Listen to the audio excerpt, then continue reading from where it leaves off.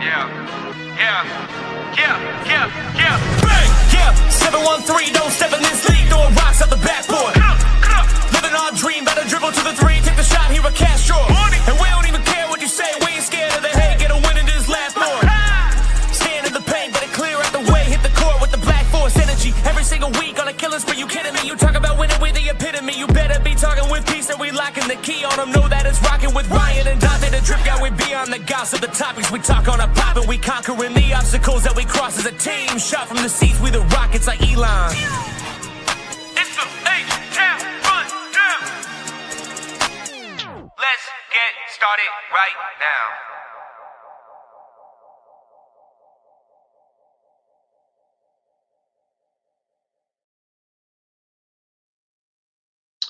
Hey.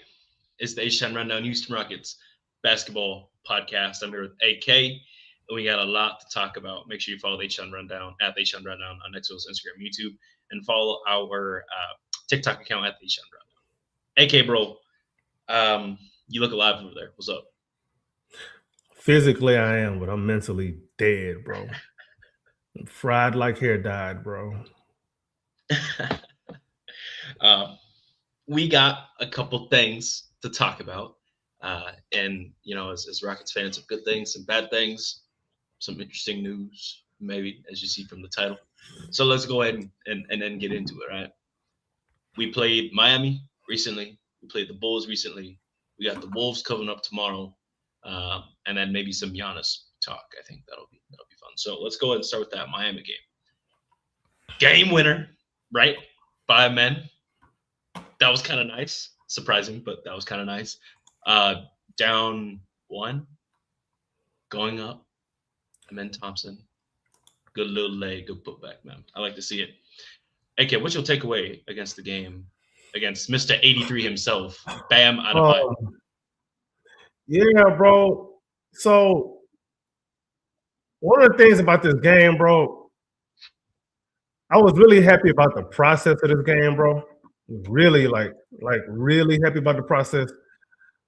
Because normally, bro, we do stupid stuff on offense, bro. Like, we don't have no kind of – it's almost like we don't have, like, a sense of urgency sometimes on offense, and we don't have an identity. But it looked like some of that Atlanta game pulled over and carried over to the Miami game. You know, KD did his thing, man. By the way, shout out to KD for being number 5, passing the GOAT MJ for number 5 all time. Shout out. And scoring. That, and he's 13th in attempts. Everybody else is like top 5 in attempts, in field goal attempts. Just FYI. So there's that. But yeah, outside of that, thought the offense was pretty good looking. Reed Shepherd did his thing on offense. He shot the ball well. I feel like the defense is really respected his game, and Ime Udoka kind of allowed him to go out there and, you know, get a bunch of assists, bro. He got 14 assists. I'm happy about that. The 8 for 12, that's not even what moved me, is the 14 assists, because that's one of the things that 14 assists with no turnovers. Shout out Fred VanVleet. Shout out Fred VanVleet, since we don't like mistakes. He was a team leading plus 17 that game, man. But yeah, man, I thought Reed Shepherd brought exactly what the offense needed. Amen Thompson also had a brilliant game too. He made a 3. And he had 18 rebounds, which is a career high for him. Yeah. So we got 3 things going in this game, bro. 3 things going. So we got Reed Shepherd career high in assists. We got Amen Thompson career high in rebounds. He had 24 points too. And we got KD, passing MJ for 5th all time in scoring. I mean, what else could you ask for in the game? And then you had Amen Thompson with the game winner off of an offensive rebound, the same way Ime Udoka drew it up. Let me tell you what happened in the huddle, bro. Let me tell you what happened in the huddle. He like, hey, we're going to try to get KD a shot. He going to miss, but I'm going to need one of y'all to get this offensive rebound and put back on time this time. Because remember last time it was Tari. He got an offensive rebound, and he made that thing, but it was after the buzzer. It was late. Yeah, so, yeah, this is the way Ime Udoka wanted to win. Hey, you know what? Maybe offensive rebounds do work. Right. You know, and I'm not sure that necessarily I like that it continues to go, but wait, oh, is AK gone? Oh man, he gone. His internet got. All right, so we'll continue on, right? So, like I said, right, it went just how we drew it up. Katie missed. We got it put back just in time, and Amin Thompson again, career high rebounds with 18. It's just absolutely crazy, and 7 of them things offensive rebounds did exactly what we needed. I mean, he had 24 points. He like embodied his inner Amin Thompson plus Steven Adams that game. Just absolutely incredible. And then yeah, huge shout out for 14-0, right? We talk about efficiency. There's our efficiency right there. Another thing too is like I like the shots we were taking. I like the shots we were making, obviously, but I like the shots we were taking, what type of offense we were running, who was getting the ball, what plays we were running. I mean, Aaron Holiday even looked solid out there. He came in, did his thing, got out. And I like to see that. Was not necessarily a fan of the Jayshawn Tate minutes per se, but I digress. I didn't see as much Josh Kogi as I would have liked to see in this game too, because his defense is just we need it at times. But of course, the guys were able to stick it out. They did the thing, and everybody was in double figures, or at least the starting five was all in double figures. On top of that, despite a not so great shooting game from Jabari, he still was able to get a couple rebounds, and he also had 4 assists, which led all forwards in assists, which is really nice. And he also had 2 pretty good blocks. So overall, solid game. And I'm not even worried about the plus minus. Honestly, that's a thick ass stat anyway. But overall, not a terrible game from everybody. I like to see a lot of good things. And then last but not least on this too, we made quite a lot of free throws, right? What I liked the most was that Amen made all 3 of his free throws on top of having a career night. And then our bench kind of did our thing too, right? Tari was okay. If you look at the shooting percentage, not phenomenal, but we're not going to talk about just that, right? There's other things to talk about, like his rebounds and making his free throws. So that's what we got for that. DFS 2 was essentially non-existent in this game, unfortunately. Unsure as to why he's having so much trouble getting in his groove here. I feel like the shots he's getting are open. I feel like he's getting solid enough opportunity to showcase his skills. But he came in and had a donut in the scoring call, or in not scoring call, but for shots made, and he went 1 or 2 on the free throws. Right, he did have 3 assists, which is good. That's a veteran thing to do. That's what I like to see. But I mean, I would have probably preferred maybe Josh Okogie in those minutes instead of DFS or. I mean, Jeff Green might have been able to go out there and do the same thing. Maybe he would have got you a 3, right? So, but we move on. We absolutely move on from there. Next game, we played Chicago, and hopefully, pending AK's return here soon, he'll be able to have this conversation as well. Oh, is that him?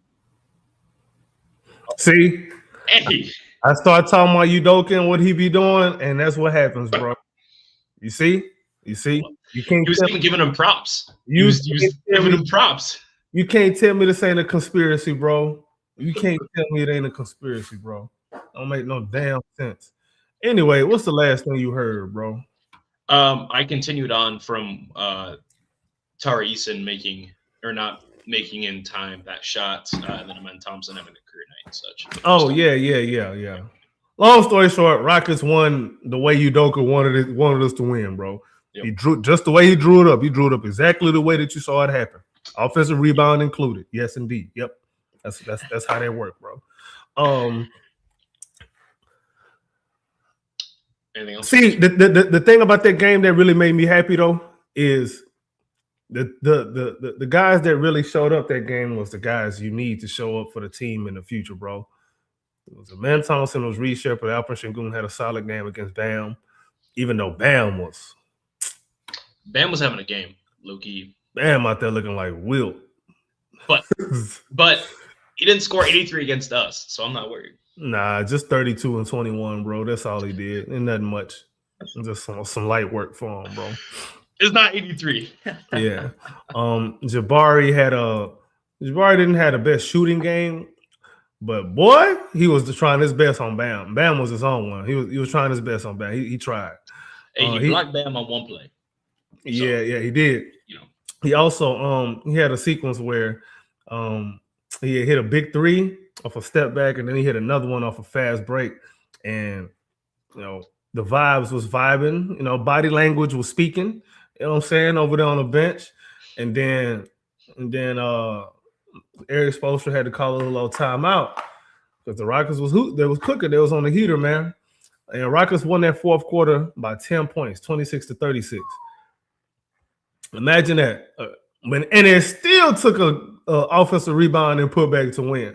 But hey, get that dub. I would have been happy with the win or a dub either way, because I saw some progress. I saw things that I needed to see that look scalable to me. So not really tripping too bad about it. Yeah, we gave up 122, but we put up 123. It has been a while since we've been able to score like this. Defense in the long run is not going to be a problem in the long run. It's going to look like this right now, but it'll get fixed. Anyway, that's all I got. Well, speaking of letting them drop 122, we go to the Chicago Bulls, where we did lose this one, and instead of 122, the Bulls drop 132. So quite the difference, unfortunately, in points there. An interesting game. I feel like there was, again, like a lot of good things, but a lot of bad things from this game. So I'm going to be negative on this one. AK got some opinions and such, but I'm going to be the negative Nelly, as they say. So reading it off straight up, Reed Shepherd process was interesting, but terribly inefficient. This is probably the closest game we've had to him mimicking Fred VanVleet. We saw Fred talk to him before this game, and then came out and dropped 5 to 17, which, tell me that's not a Fred VanVleet ass stat right there. And then he did have 4 turnovers, which is unFred-like, but he did have 6 assists, so take that as you will. 2 blocks, 2 steals. You're right. He got some defense. He had some D. And then Jabari couldn't hit anything out there. I wasn't sure. I didn't get to watch the whole game because I'm in Iowa, and it's a Chicago game in Chicago, so I don't get to watch none of the Midwest games, unfortunately. I know I got nerfed, so I did not see every single shot Jabari took against Chicago. However, looking at what I did see, not just kind of ease what it is, I suppose. Again, we lost. Good triple-double from Şengün. Okay game from – actually, great game from KD. Yeah, 40. But that's my quick little analysis there. What you got? So, the first half offense, these guys look like they just got off the plane and onto the court. Look like they landed on the roof of the arena and just walked down the stairs and decided to go hoop. That's what it looked like in that first half. And then we were down like 18, right? Yeah, we were down. I think the most we were down was like 20, bro, or more. I think so. However, the second half, we won the second half. We won the second half by 9, actually. It's one of those games where it was a tale of 2 halves, bro. And then really from that second quarter on, we won the game. The first quarter is where we really, shit the bed, bro. We lost the first quarter by 20, 41-21. In the second quarter, we D'd up a little bit more. We only scored 27, but we still outscored the Bulls by 3. So, and then it came out in that second half, defense died again.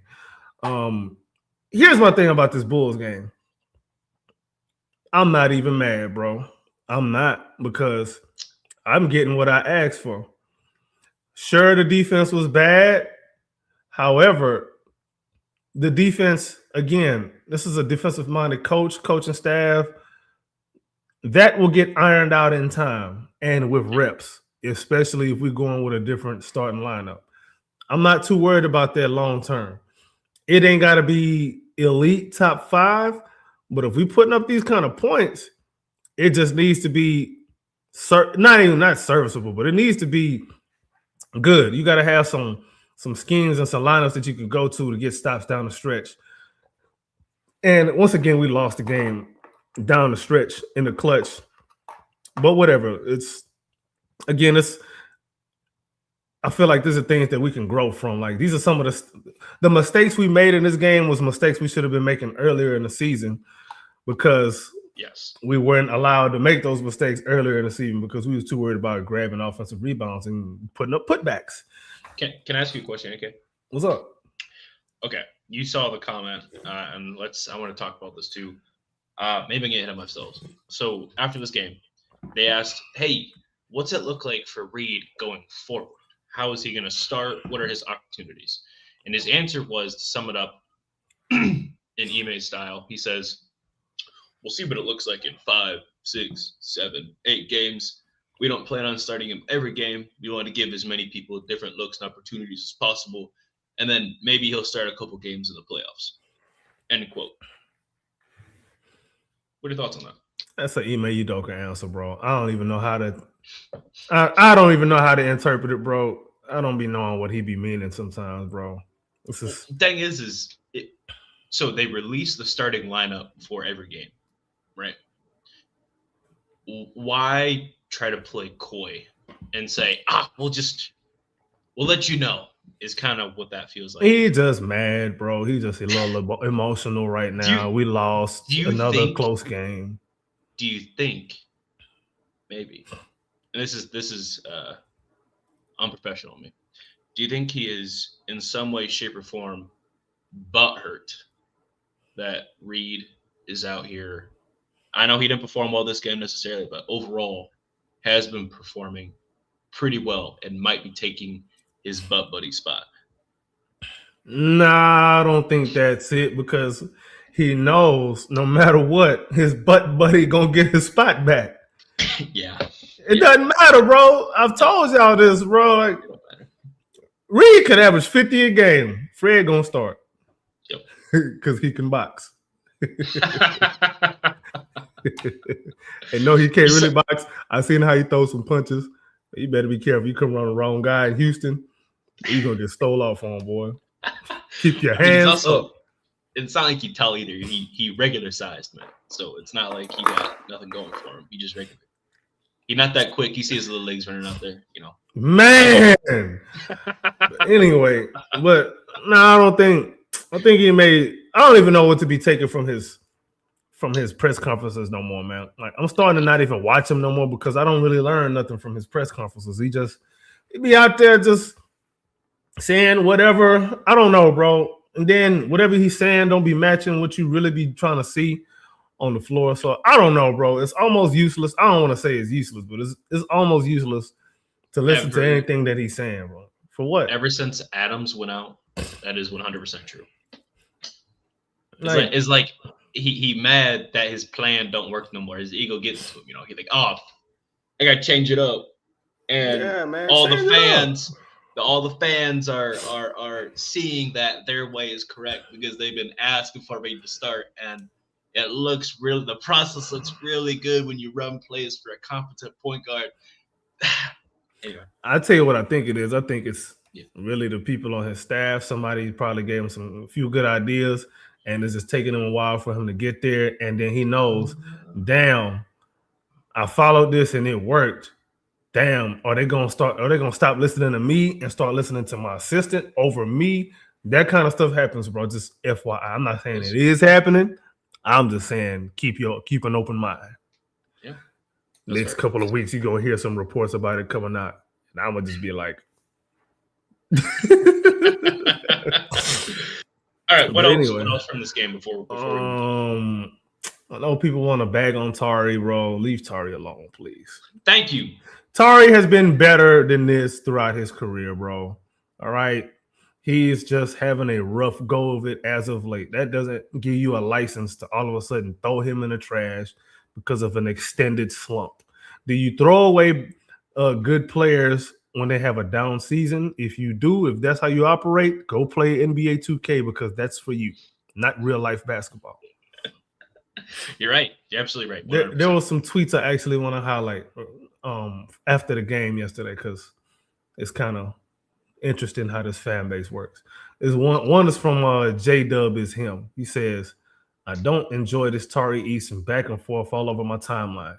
We don't always have to scapegoat or whooping. We don't always have to have a scapegoat or whooping stick. It's really bad habit we have as a fan base. Yep. Who else been saying that? Now we are fighting a pointless internal war. It's just He's right. That's what we do. All right. There's another one from Chris White, aka Fire Bear.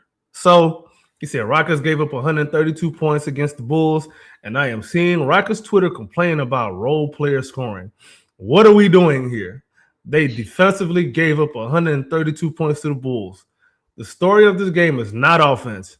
If that is what you are talking about, reevaluate. I 132% agree. A reply under that from Ivan Law, aka iLaw44. He says, no, they know how bad the defense was, but so many people in Rockets Twitter have attached themselves to specific players. It's not that bad defense they're reluctant to comment about. It's the players responsible for said defense that they're avoiding mentioning. Oh my God. When I just heard a bunch of bars back to back to back. Man, if you feel what I'm saying. It went over your head, didn't it? Not what? It went right over your head, didn't it? He's got a good point. Yeah, man. I mean, Chris White's got a really good point. Yeah, about, like defensive. Yeah, it's a defensive problem, and then we worried about role players, bro. Under normal circumstances, if the defense was just average, we win this game probably by double figures. Yeah, you worried about some role player scoring? That's the reason why we lost. How about address the elephants in the room? Yeah, the defense was really what the problem was. That reason why we lost, but really, the problem was, they didn't really have enough. They're not getting enough reps defensively with these units to give them a fair chance to understand how to, guard with each other on the floor. And that on top of Chicago was the shooting lights out, bro. I ain't gonna lie. They was making some shots where I was like, bro, you just gotta shake their hand and keep it pushing. Bro, Colin Sexton, 20 first quarter points off the bench. That's crazy, bro. Like, and then he scored only 5 more after that. He was on an absolute heater. This dude getting, passed around constantly around the league. And no matter where he goes, he is scored, bro. I respect his journey. I really do. Dog, they shot 50% from 3. They made 19 threes. You're not going to beat many people. They hit 19 threes, bro. You just not. We took 41 again, which is why I'm not even tripping on. You see, I'm not really mad about that game, bro. Like, we're taking steps in the areas where we have been very weak at. I can live with that because I know I can trust Udoka when it comes to defense. He's gonna find something to work on that end. I'm not really tripping about that long term. So yeah, man, the game didn't really get under my skin. Like I said, I see a lot of stuff from that game that we could take and build upon.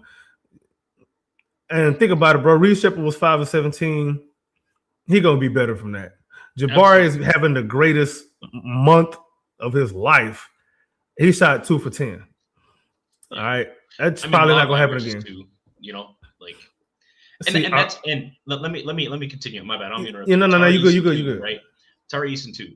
He was having literally the greatest shooting season ever, shooting 54% to begin the year. Right, that was not sustainable. Right, law of averages. He's gonna crash down. The higher your high is, the lower your low is, right? It's peaks and valleys constantly, especially with shooters, right? And it's not that Tari's been inconsistent from 3. He's been overall improving from 3 for his career.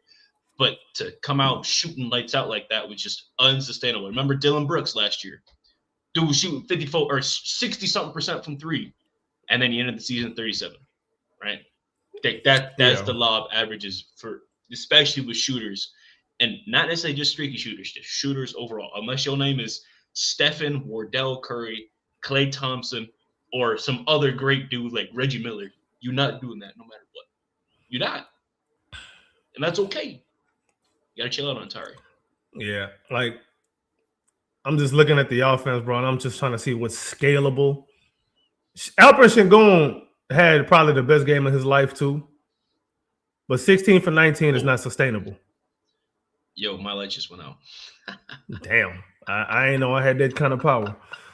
But yeah, Alperson going 16 for 19. That's nuts. That is a crazy. That's crazy to hear, bro. But again, like I said, that's not sustainable. Kevin Durant, 15 or 23. That's good, but he's 37. He's not gonna do that back-to-back games, bro. He's not gonna do that. He ain't doing that back-to-back games, bro. No, and I mean, I think this is a Rockets career high for him, right? KD. 40 piece. Yeah. I don't know why I thought he scored another 40 piece earlier this season, bro. But I guess maybe. I think it was. I know he had 37 and 39.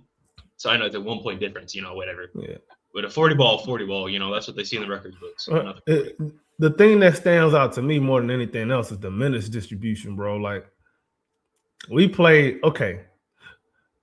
Whenever you play a total of 11 guys, there shouldn't be 5 guys above 34 minutes and one that played 40 minutes, bro.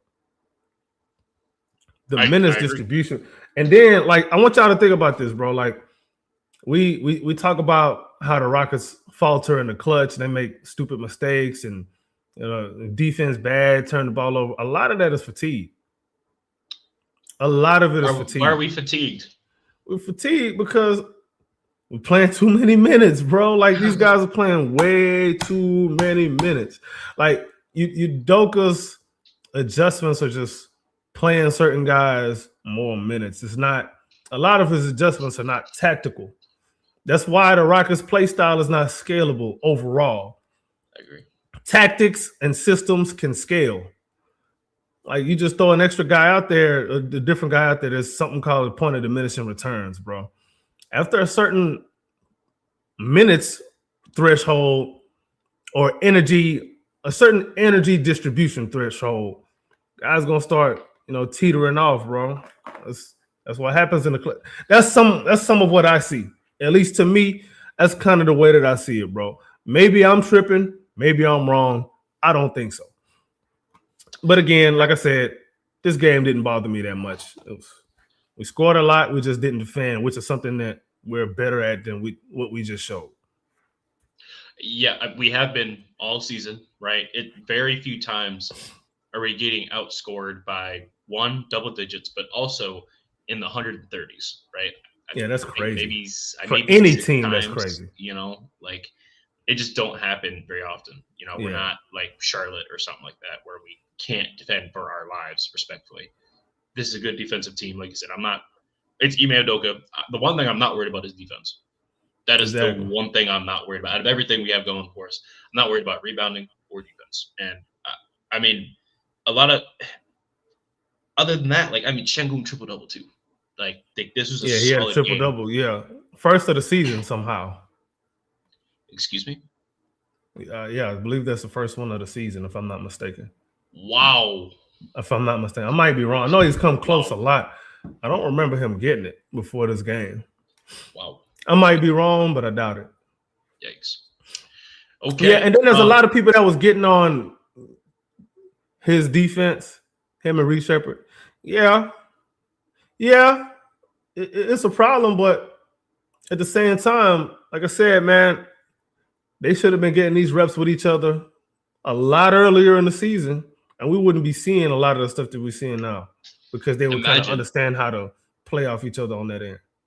Imagine if we would have struggled the first 20 games of the year trying to fit Reed into the starting 5, right? Instead of starting Adams and other Aaron Holiday, anything else, you know what I mean? Like if we would have started Reed, this was the starting 5, first 20 games of the year. Can you imagine where we would be right now? Defense would have been much better right now, right? They would have had chances, multiple chances and opportunities to have the understanding of where I need to be on my defensive rotations with this player, with that player, with this player. Our offensive sets would be looking better, getting certain type of shots up at certain times would look better. The offense would have flowed a lot better. I mean, I'm not gonna lie, Reed probably averaging 5 assists right now if he's starting. Minimum. Only? I digress. Minimum. I mean, Ahmed right now doing 5, right? So, but yeah, I wanna touch on a man real quick. dude. It's kind of good and bad. So his numbers are better this season, month by month. It looks like he's getting better and better. His numbers are getting better and better. Okay, cool. Here's the thing, and I think I've said this. I don't know if I've said this on camera or just on Twitter. So he gets spoon-fed a lot of his shots and a lot of his opportunities.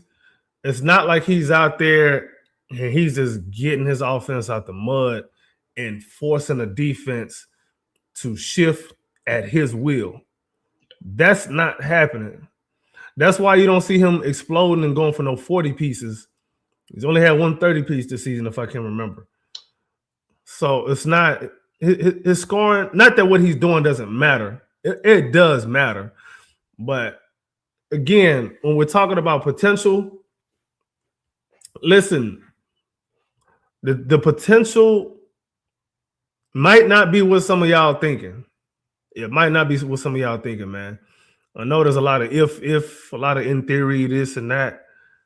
Listen, where he's at right now is pretty good, but I think some of y'all expecting him to be like a top 10 player eventually and this and that. I don't know if that's on the table, but it might be. But you got to look at how he's getting these numbers. Like, you can't just post his numbers after a game and be like, oh, he's putting up these numbers. Yeah, that's cool. How he's getting them matters too.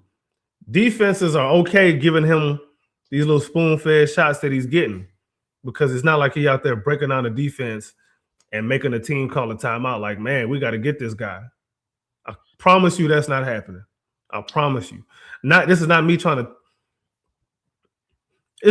to take shots at him, man. This is me actually saying, if you really want to have him make an impact on the game, we got to use him just a little different. Dunker spot stuff is cool, but I'm telling you right now, man, he could abuse the hell out of a defense as a short roller. My goodness. Because now he's got all of his gifts at his disposal. He can punch on somebody, put them on a poster, or he can pick out whatever the hell shooters he wants, or he can find somebody that's in the dunker off of his short roll.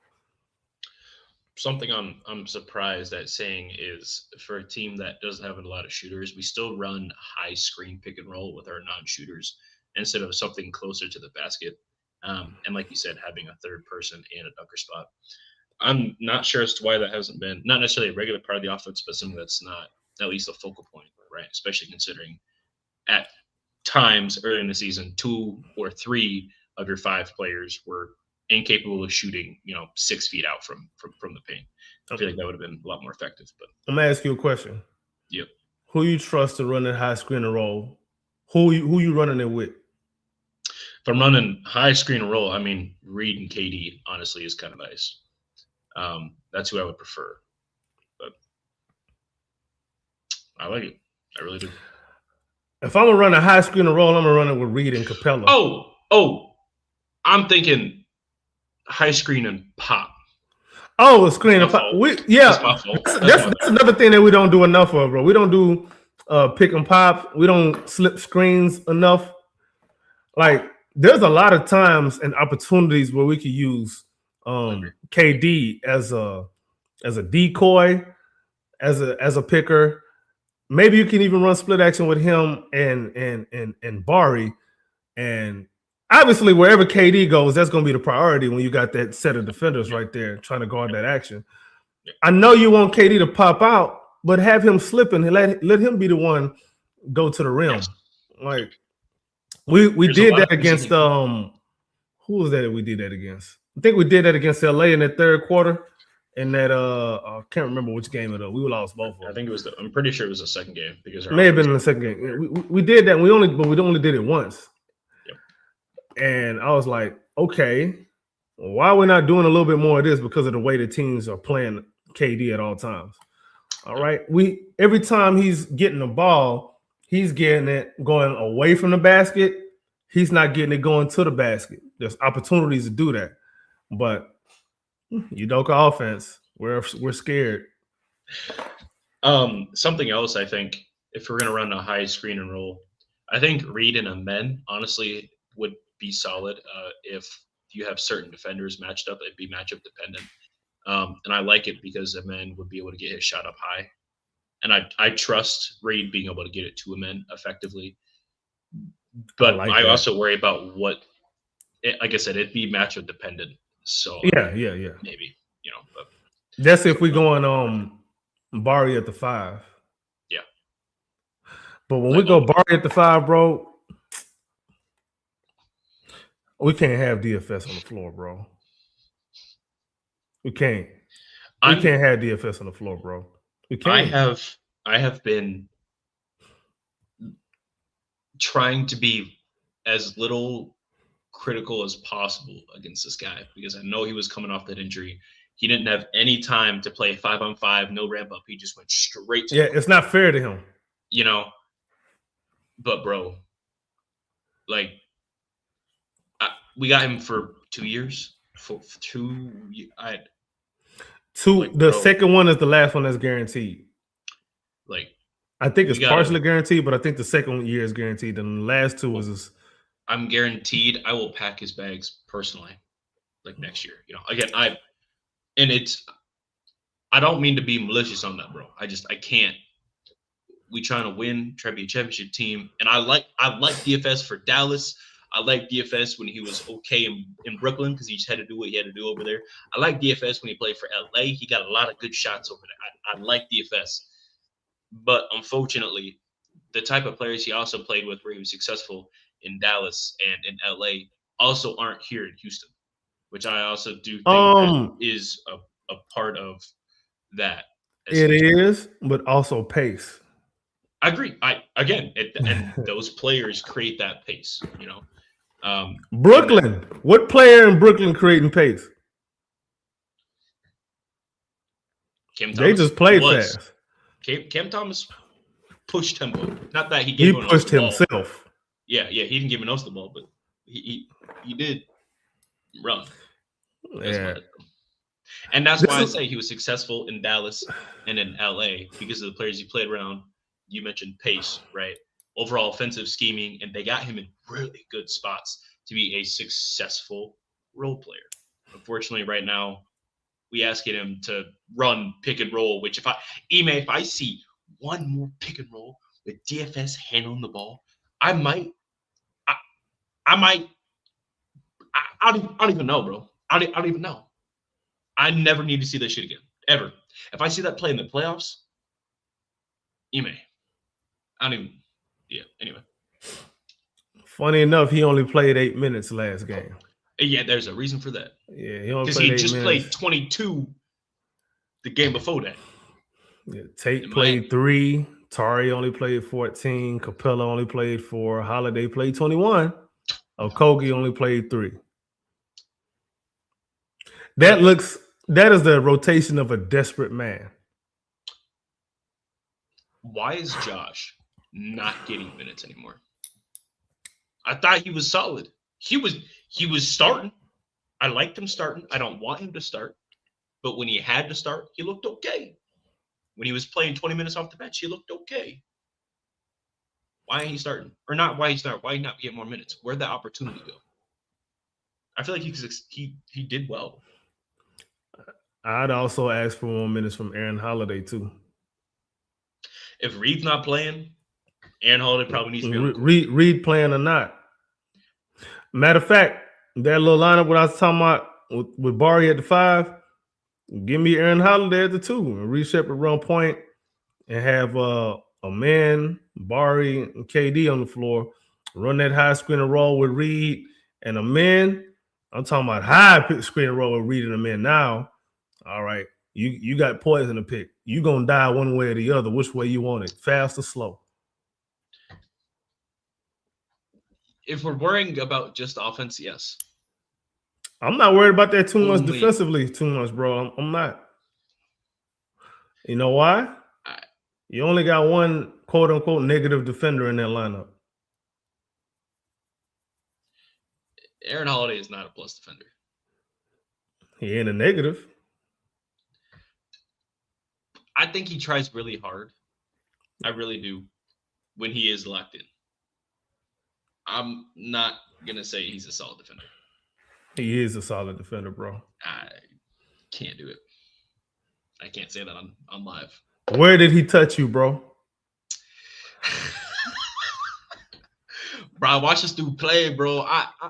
You can't, in my opinion, just me, you can't run 2 6-foot guards and expect it to work defensively. I can't name one time that worked. I mean, one of the big reasons. I'm not saying we got to run it a lot. I'm just saying situationally.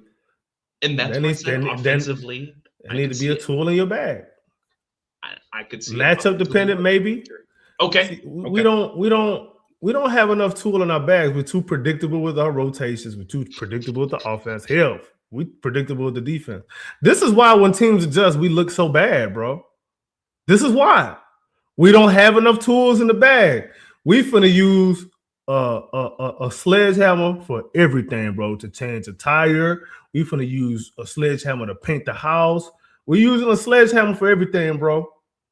Hey, you need to drill some screws in this piece of wood. I got a sledgehammer for you, bro. I ain't got no drill. You gonna use this sledgehammer though? Sometimes it works. That's the problem. Sometime. That's the fucking problem.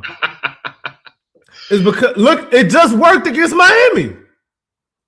When you only use one tool, bro, and it works that one time out of 10, you only gonna focus on that one time. The other 9 is just to hell. Yeah. Tell me I'm lying. And then it's funny because they adjust, right? And then they don't have to make any more adjustments, and the game is smooth sailing for them. Ime over here like, man, why is this thing not working? It worked earlier 2 plays ago. Sledgehammers are not for screws, bro. Use a screwdriver, not a sledgehammer. You don't know what that is. You don't know what that is, bro. All he thinks is sledgehammer, bro. No screwdriver, bro. He see no nail gun. He see a coaching book. He go to the one play in his book and tear that out. He threw the book away. This works for me. Back in my day, this worked for me, and it's gonna work for you every time. We run this. You ever been to football practice and the coach will tell you, if you everybody do that job, this should work. It should be a touchdown every play. How long, coach? Is the other team lined up to lose? Because I think they're trying to make a play too, bro. That's not how this works. Sometimes it's not gonna happen. But coach knows better. All right, coach. Keep knowing better. And then you step out of line, and then your civilian-sized point guard gonna come talk to you and tell you why you broke. Anyway, bruh. Speaking of wrong, Giannis Antetokounmpo. There are big rumors, not just grains in the sand no more. No. There are now officially big rumors that in the offseason, because we know this season, per Ime Udoka and Rafael Stone, before the All-Star break, have essentially said we're punting this season because our 5'8" point guard is hurt, right? They did say that in an interview. They're going to go after Giannis Antetokounmpo, possibly, in the offseason, okay? I feel 2 ways about this. I'm going to give you one right now. Woo! Woo! That's my first feeling, all right? That's my first initial feeling. AK, why are you smiling over there, buddy? I tried to tell him. I've been trying to tell him.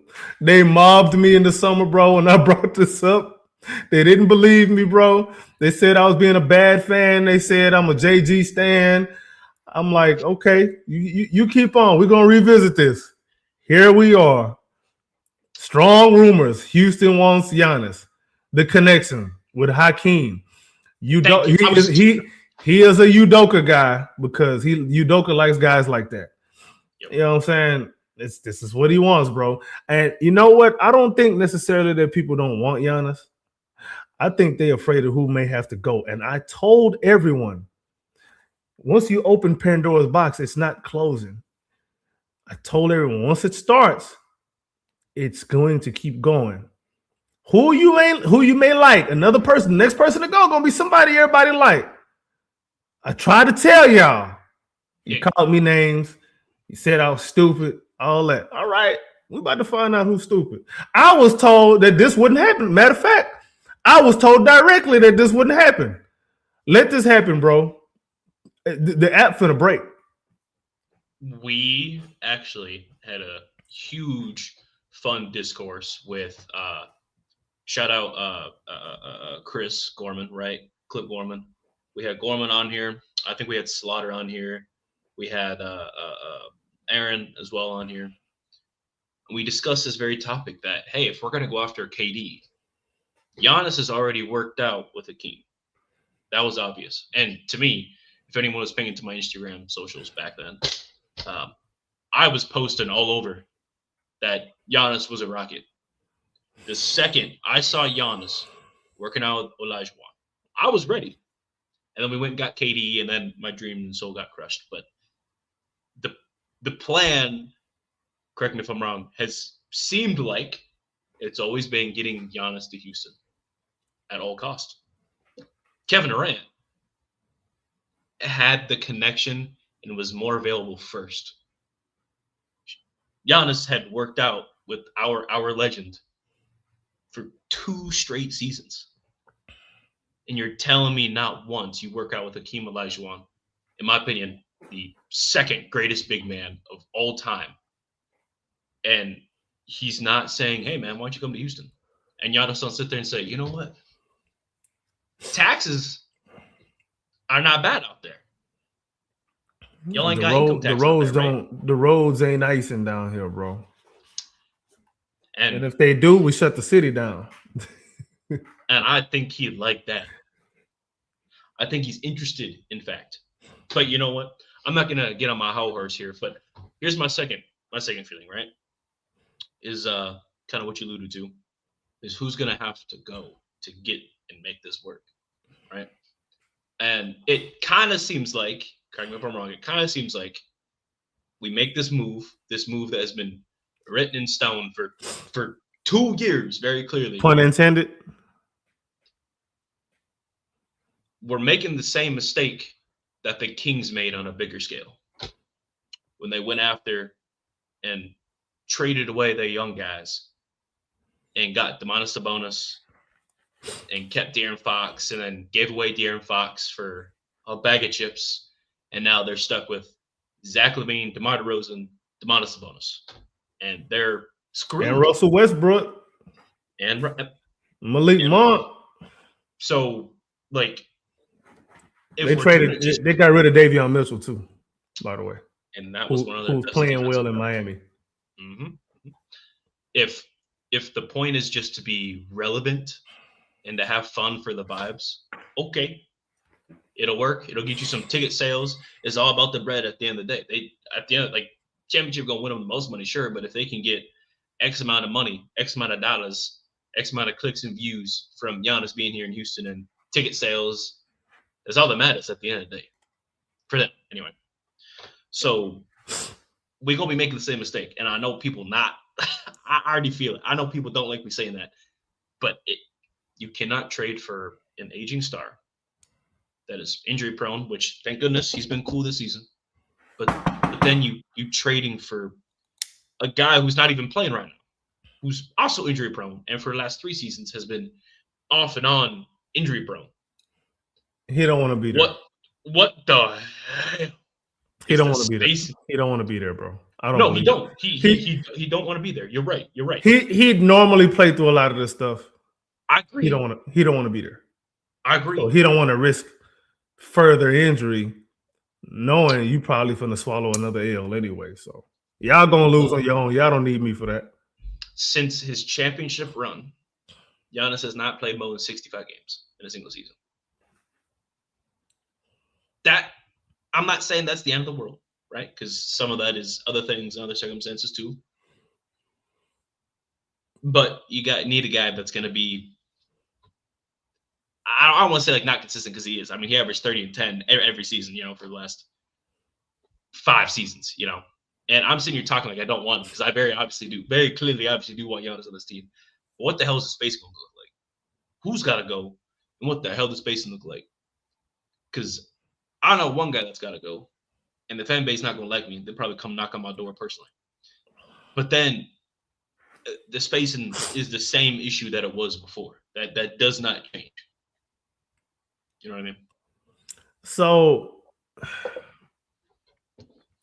I don't really care about none of that, bro, because almost like I said before, bro, we didn't trade for KD to just sit there and just be happy that we just traded for KD. I agree. The whole point of COB, championship or bust, was the KD era. We didn't just trade for a 37-year-old Kevin Durant who still is hooping to waste his twilight of his career. We need to do everything in our power to maximize them years. Otherwise, what was the point? KD, he could say whatever he wants. That man did not come here to not win a championship, bro. He did not. He did not. I don't care what nobody says. Anybody who said that they was okay not winning a championship with KD, you really need to have a talk with your plug because he is putting some dust in your grass. Look at Brooklyn fans and then tell me that they're okay. Respectfully. Suns fans, same thing. Yeah. Like, there's a reason why them people don't like him.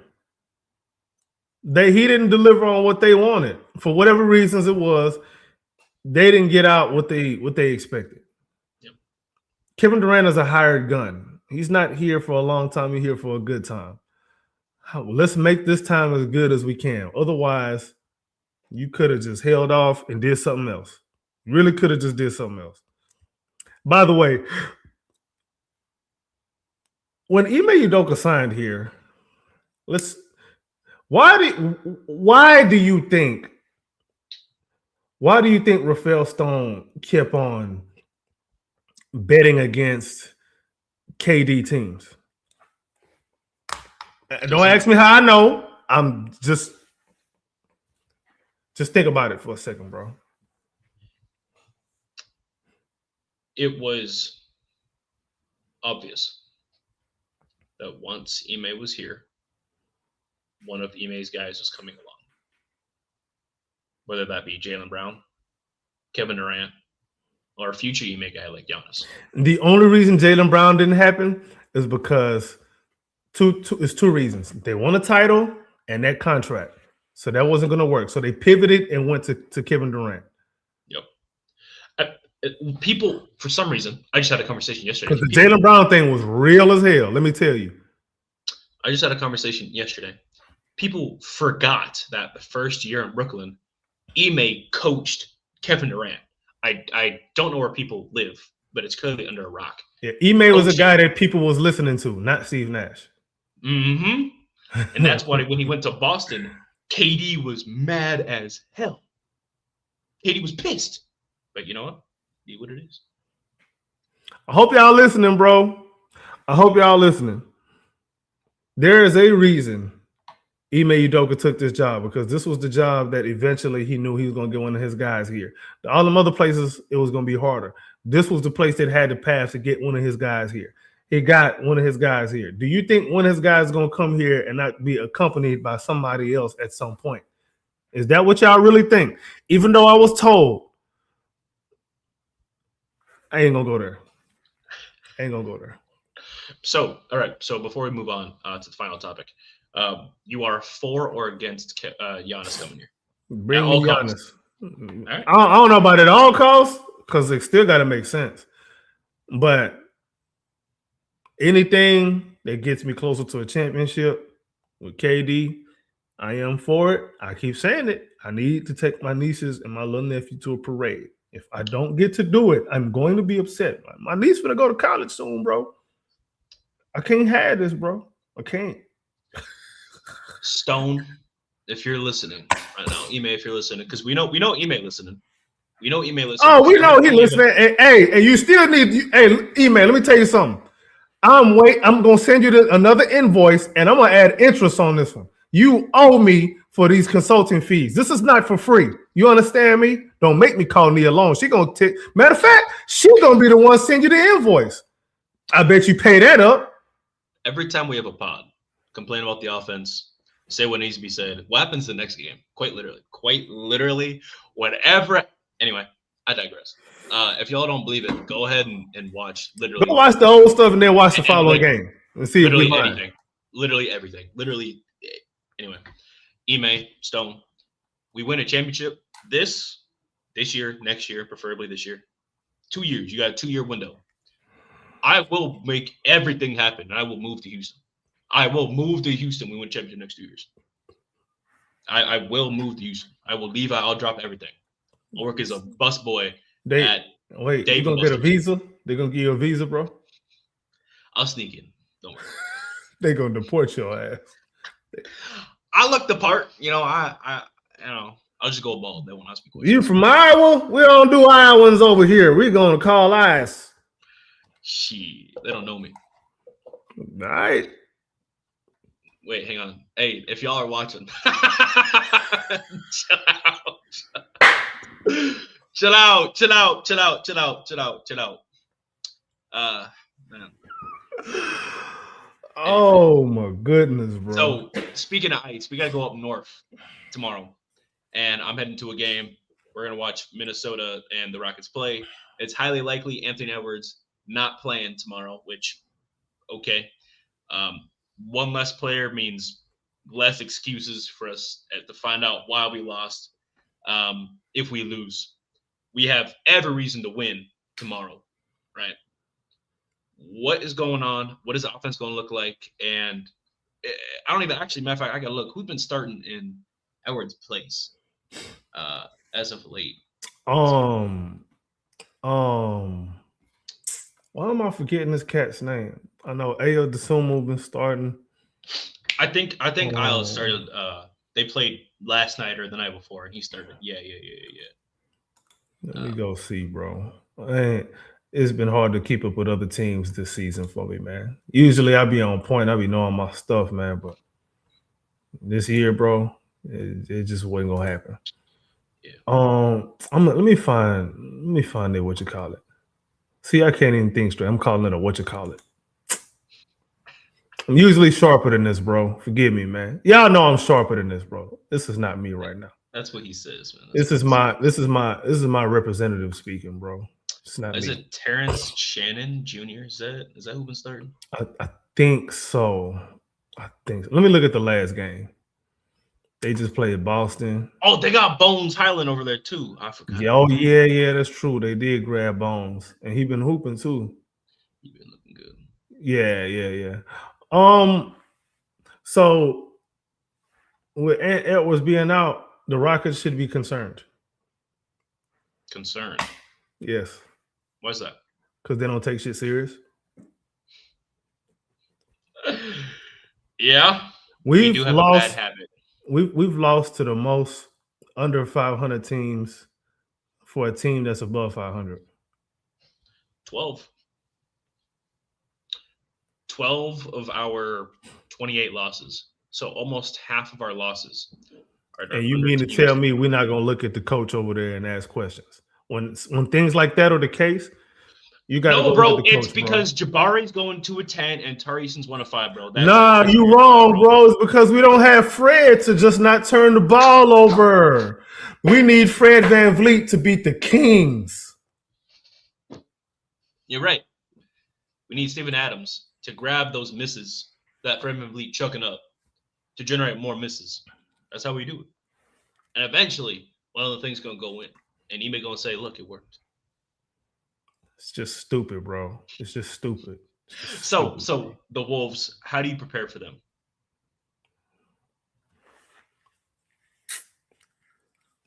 I'm not even sure, bro, because like I said, man, I haven't been really locked in on a lot of teams, man. But if Ant not playing,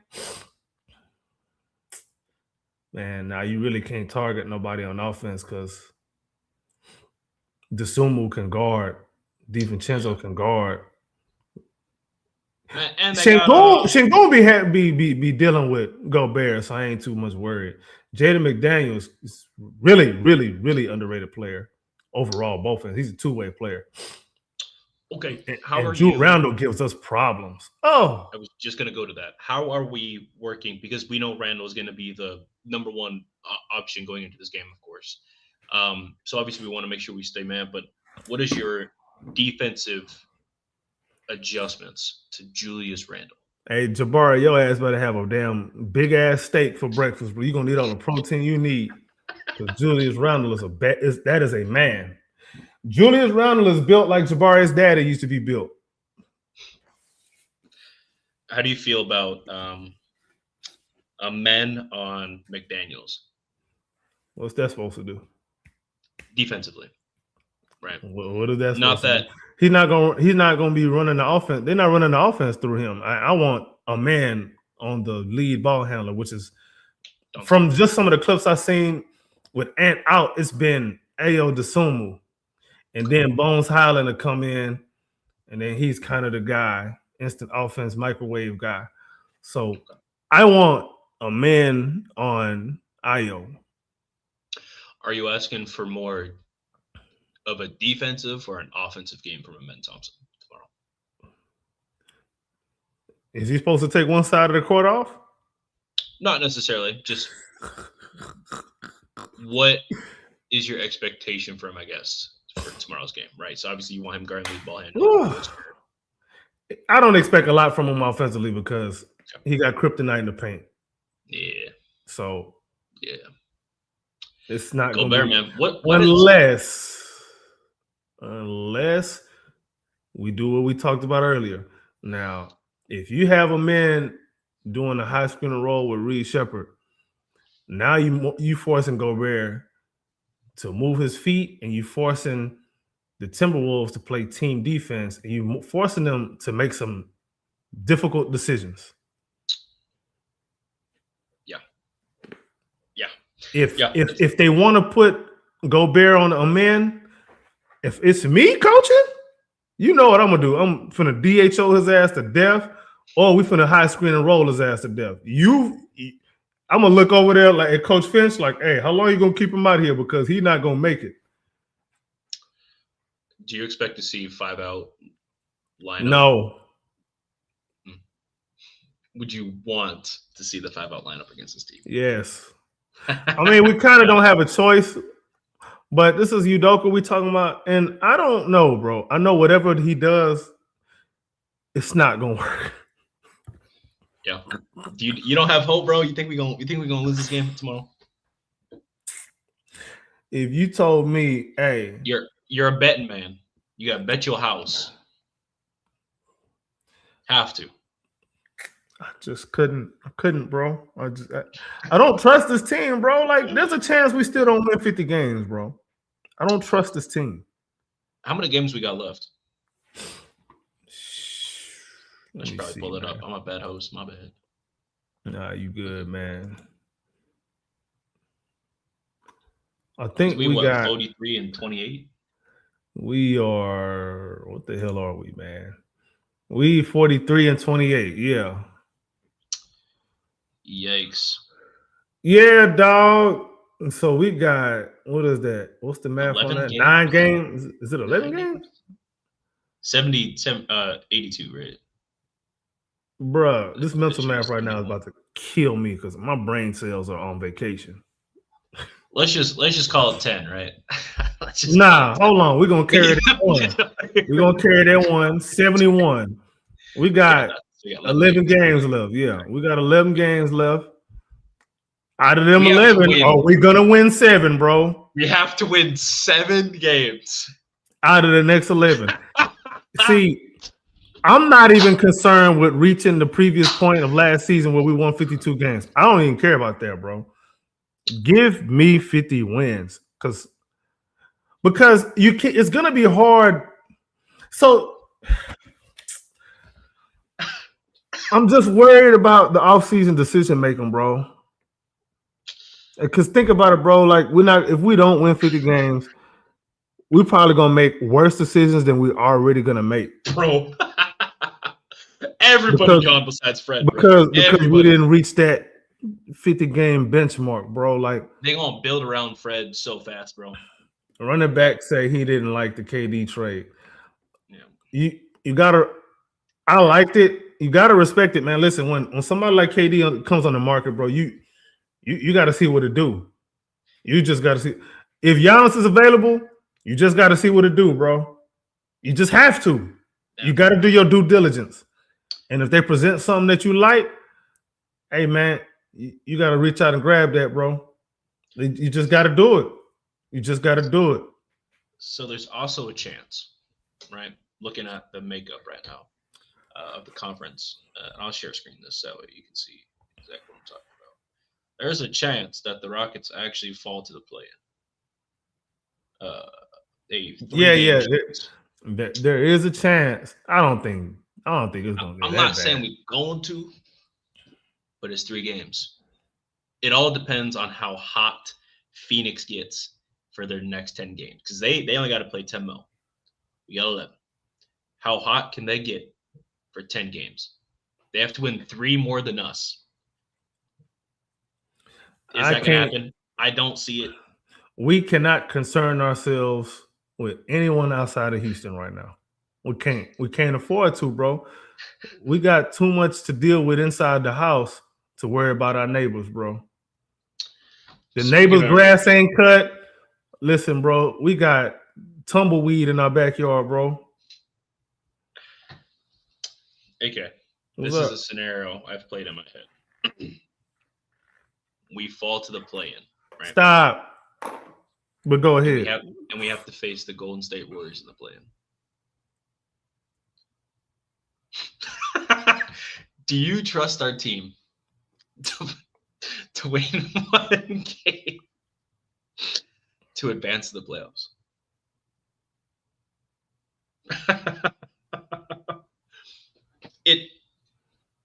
I don't want that to happen, obviously. Very obviously. Bro. But it's not impossible. And that's what I hate. I really do hate that. It's not you impossible. Think the crash out last year was bad? You know how they got Down Detector? You know the Down Detector website?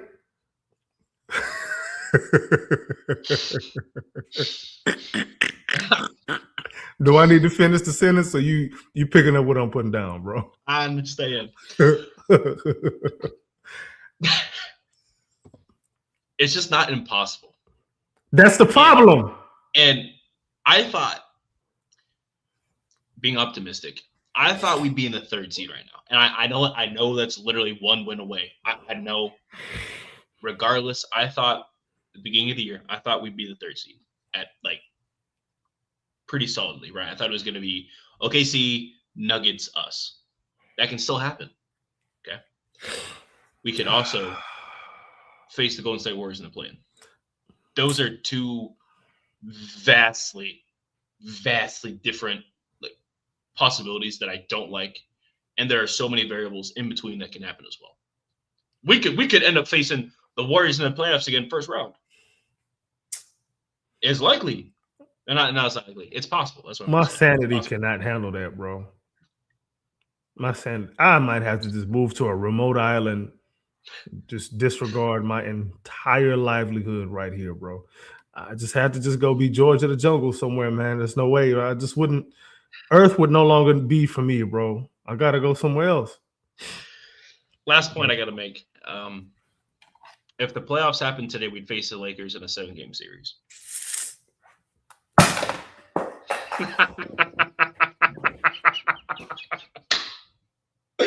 And just like that, ladies and gentlemen, his mic is off. Oh, there it is. He's back. Oh my goodness. Yeah. You appear to have some sort of feeling about that. Would you like to? The problem that I'm having is I'm not even confident against anyone we'd play in a 7-game series. Not any team. So out of the 10 you've got up here, not a single team. Top 10. Phoenix probably the only one, and that is playing with fire because, listen, the type of crash out that can happen if the Suns beat us. Oh, Another possibility is the Rockets fall to the play-in, and we face Phoenix, and not even the playoffs, just the play-in. And Dylan Brooks will probably be back. Oh my God. These are all possibilities. Why are you putting this bad juju out here, bro? Who pissed you off? I actually didn't think about the Phoenix one until just now, but the Golden State Warrior one, I've been thinking about for a while. Right? Why would you do? Why are you torturing yourself like that? And part of me, I want my get back, obviously, and we've never had it, so I can only imagine how I would feel if it works. Right? If we win, send them home finally. Curry era done. It's over.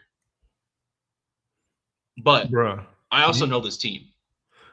Do you trust Ime Udoka in one game to go against Steve Kerr? No. I don't even care who the players is, bro. We can have the 96 Bulls, and Steve Kerr could have the Bobcats. Any iteration of the Bobcats. We'll lose. And that's why I sit here and say, like, yikes, right?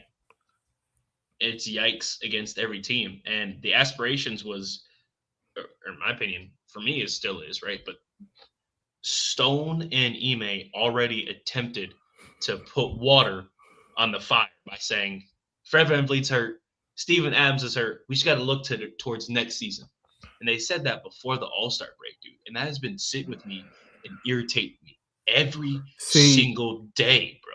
The problem with that is now, not only do you have a built-in excuse for this season, you got another one for next season. Because now it's going to be, they're just coming back from injury. And then before you know it, you've got 1 year left on KD's contract, and he's sitting at home twiddling his thumbs on Twitter on the Dickerson account talking about my coach don't know how to do this, my coach don't want to do that. So we can't do that. You're going to have KD 1 year left on his contract, and an older Fred VanVleet and an older Steven Adams expecting 40-year-old Kevin Durant at this point, by the way. And expect him to do what? Hopefully Alperen Sengun and Amen Thompson have figured out how to shoot. It's not going to happen. Hopefully Tari Eason, I don't know, man. Hopefully he's out of his funk by then. And hopefully Jabari is tired of all of the slander and he gets it going. Not that he's been bad, but hopefully he take like a big step up. It sounds like we're saying if a lot, right? We were saying if a lot last year too. And there's no clear trajectory, right? We shouldn't have done this damn podcast, bro. We shouldn't have done this shit, dog. They have not painted a clear picture of the future. They have not painted a clear picture of tomorrow. You don't know. You listen to these press conferences that are supposed to be informative and understanding and help me understand as to why certain things happened as a fan.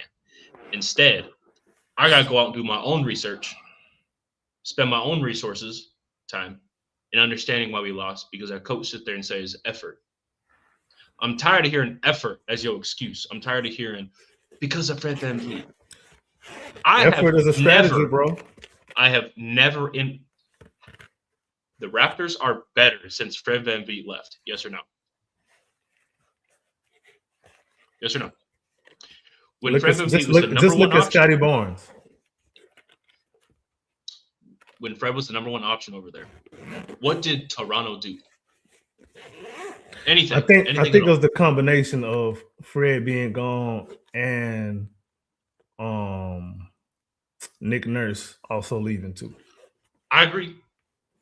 But under Nick Nurse, they still went to the playoffs. Nick Nurse just became the coach of the Bucks this year, or not the Bucks, Philly this year. This year, right? So I thought it was last year. No, this is his first year, isn't it? Is this not his first year? I don't know if this is his first year, bro. Matter of fact, I think he went straight to the 76ers after he got dismissed by Toronto. Anyway, Regardless, Regardless. my point being, right? I love Fred, bro. I think he's a really great bench player. I think he's going to be one of your best assist to turnover ratio guys. He's going to be a great, like, a dude that can come in and just harass people for, 15 minutes a night, right?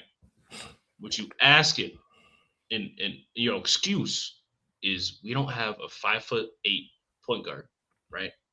That is. Oh, I appreciate you running back, second year for Nick Nurse. Okay, Yeah. a 5'8" point guard that has one All-Star under his belt because the East got nobody at that time. In 2021, who did they have? 22, who did they have over there? Everybody was hurt. Jaylen Brown was doing his thing. 21. Kyrie Irving was on and off injury. Yeah, Kyrie, he made it because Kyrie was on hiatus. He was the injury replacement, just like Alperen Sengun was the injury replacement. Anyway. Boy, you playing with fire. Mafia finna come for that ass. Fred VanVleet, since leaving Toronto, has come over here and improved the Rockets culture, yes. Has done a lot of good things for the culture. I won't lie. He's been a positive force at times. What I dislike is the excuse that we're relying on a 32-year-old center that is hurt and a 31-year-old 5'8" point guard. I've never, ever in my career ever seen this kind of PR from a role player. Ever. Never, ever. That's like telling me the reason why the Lakers didn't go back-to-back is because Kyle Kuzma got hurt for 2 games. Really? That's what we say. Hold on. I wanna address something real quick that running back said. By all means. He said the problem is we are dependent upon a dude pushing 40 to be our first option. I think the idea, which turns out might be a miscalculation, the ideal was a man or Sengun to eventually become that, and that hasn't exactly happened. Mm-hmm. Number one, as a matter of fact, you can say that Alperen Sengun has regressed. Man, Thompson has gotten better, but a lot of that is more usage and more minutes. Yeah, he's better, but it's not like overwhelmingly better. Like defenses are not treating him no different than they already have. When a guy's gotten better, like, have you updated your scouting report? If anything, they're actually guarding him worse because they're not even paying attention to him on 3-point. At least his first year, they made it look like they gave a right that he was on the 3-point. They would close out. They see him on the perimeter, and they literally turn their backs to him. That's how he gets to the rims. They don't even look at it. See, and this is not me making an indictment out of Amen Thompson's game. It's how he's being used that I don't like. If you just keep using him in a plain Jane kind of way, yeah, I mean, that's what you're going to get. Like, you're not forcing the defense to do nothing about it. You're not giving him nothing to work with, bro. Like, you're giving this man some swamp water and some aged cheddar cheese and expecting this man to make some macaroni. That's not going to work. But, yeah, I mean, yeah, that whole 40-year-old pushing 40 and depending on him, yeah. But at the same time, we were all told all we needed was that guy. That's all we needed. No, actually, we were told we needed a closer, and we're now 1-6 in OT. Also, when it comes to closing, what are we in the clutch? You can look it up right now. I don't want nobody to say we making it up. We'll look it up right now. Go ahead, go to stats. Yep. Give me a second here. Let's do it together. Yeah, because I don't want nobody to say we making up stuff, bro. I don't make a diddly squat. Teams. All right. Just click on all stats. All right. Go to scoring opponent. Go to general. Let me see what the drop down is on the general. What the hell one is it, bro? Is it tracking? Clutch. Yeah. Go to clutch. Yeah, clutch. All right, tradition. Just go to the win-loss, bro. Just go to all right. You already on win percentage. All right, so let's find the Rockets. Damn, we had to go that far down. I thought we had Kevin Durant. So a Kevin Durant team. This is not me blaming Kevin Durant. This is me adding more context to what I've been telling y'all for. This is the third season in a row. You keep looking at players. It's the system that is doing the players no favors. How are we 19-21 in the clutch with Kevin Durant, who's still playing pretty damn good? Not necessarily prime Kevin Durant, but he's still better than 99% of the damn league. Adding on to this, why are we in the clutch more this year than last year? We've played 40 games. I didn't even think about that. Oh my damn! I ain't even think about that. Why are we playing so many clutch games? Oh, I can tell you why. We missing Fred VanVleet. We need him to beat the Kings, the Bulls, the Mavs, the Portland Trail Blazers. We need him to beat poverty teams. That's what we need, bro. Fred is so important to this team. We can't do it out. Utah Jazz, we need him to beat the Jazz, bro. You ain't know that? We need Steven Adams to grab the rebounds of all of those Fred misses from him chucking up shots. If we don't have that, we're going to lose. Look at our percentages in the clutch, and then also look at our win percentage in the clutch. We are negative. Big Pain says, if KD wasn't the best player on this team, y'all would have a point. Can you expand on that? What point you talking about? Because I kind of need some context before I can just reply to that. Agreed. Yeah. So we played 40 games in the clutch. We're a negative right now. Right. We've lost 2 more games than we have won in the clutch. We have played 40 games in the clutch this year as opposed to 37 last year. And we had played all 82, right? That was the issue was, we're losing games in the clutch. Last year, we were a positive in the clutch and a positive in overtime games last year. Look at Phoenix. Okay. Look at the Trailblazers. Look at the Washington Wizards.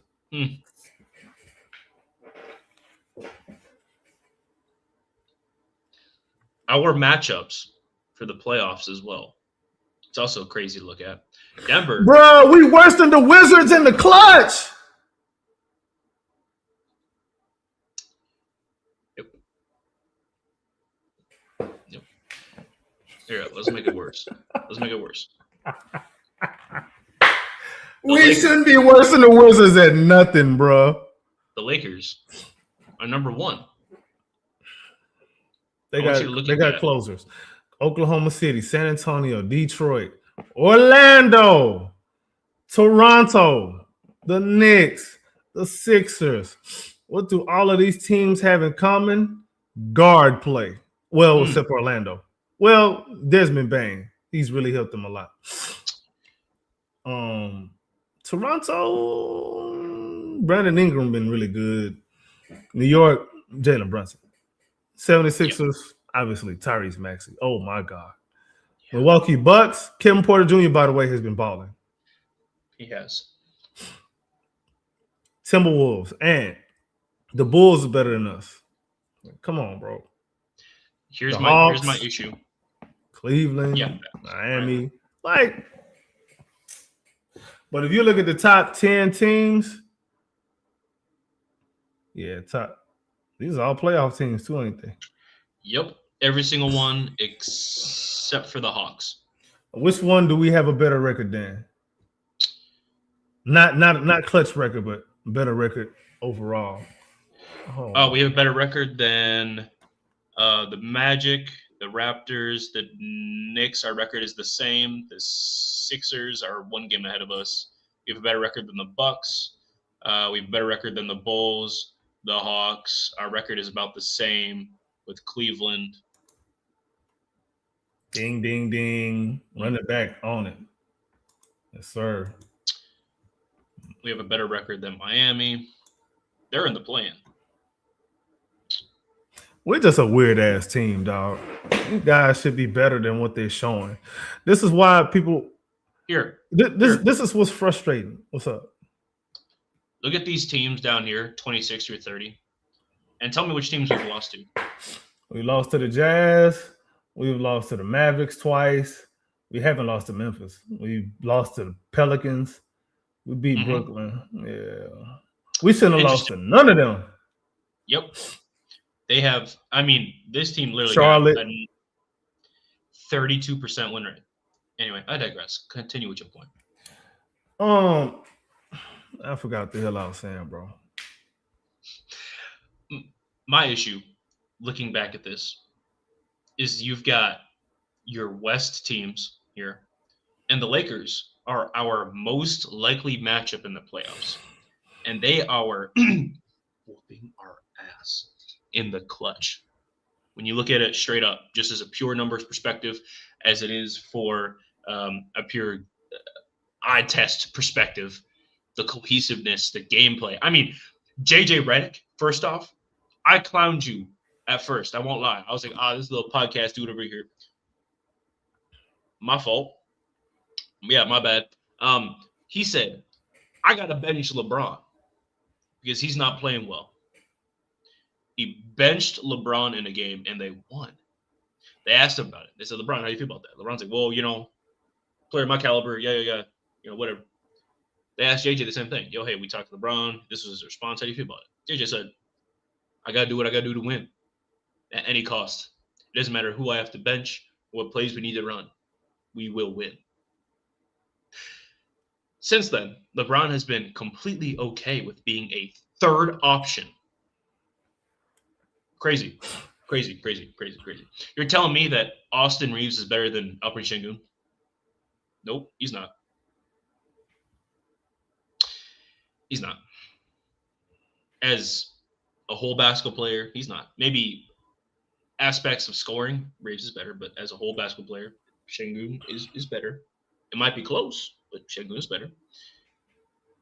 LeBron is very clearly better than Amen Thompson. Hold on. I'm gonna let you finish now. Sure. My bad. Okay. No, you're good. Luka or LeBron is very much, better than Amen Thompson. Is KD?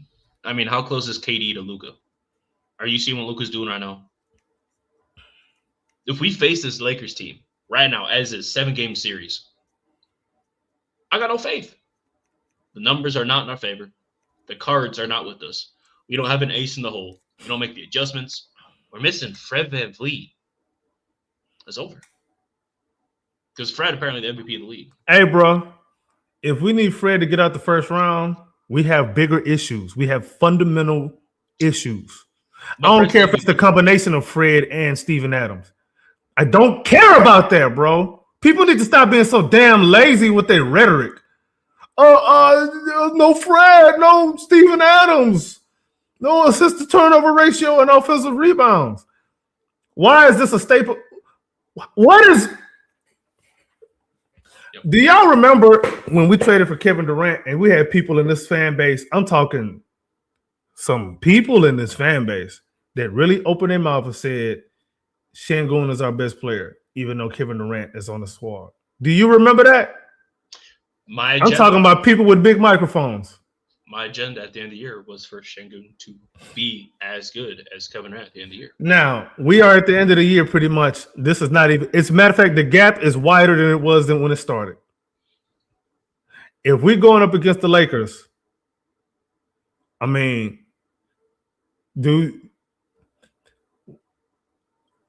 I know you said Austin Reeves is not better than Alperen Şengün. After that series is over with, bro, you may change your opinion. Maybe.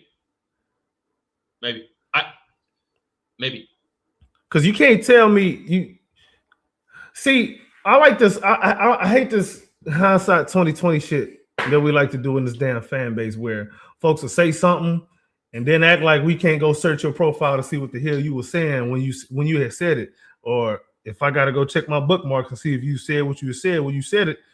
You know what I'm saying? Mm-hmm. Why don't you just come out and be like, hey, man, look, I said this. That was wrong as hell. Yep. My bad. On to the next. Okay to be wrong. It's okay to be wrong. It's okay. So now we're in a situation where we trying to avoid the damn play-in. We ain't seen growth from players that we really should have seen the growth from. Players ain't taking the steps that we was told was going to take the steps that they was going to when we got rid of ankle weights on the team. Mm-hmm. That's what they said. None of that happened, bro. None of it has happened. I don't give a damn about no Fred VanVleet and Steven Adams, bro, because we were supposed to have replacements locked, loaded, and ready to go anyway. Yep. Steven Adams replacement. I mean, Clint Capella's done a fine job. Capella has done an underrated job. Yeah, he's done a pretty good job. But again, like the whole how we using everybody, how we trying to put it all together just isn't working together. One day we're a good defensive team, next game we're a good offensive team. Can't we be both at the same time against the same team? If we're gonna play a team 7 times in a row, are we gonna make enough adjustments to get 4 wins out of that? Like, have we swept anybody? What team have we beat the most this season? What team have we beat more than 2 times? Have we won a season series? I gotta go look that up. Actually, let me see.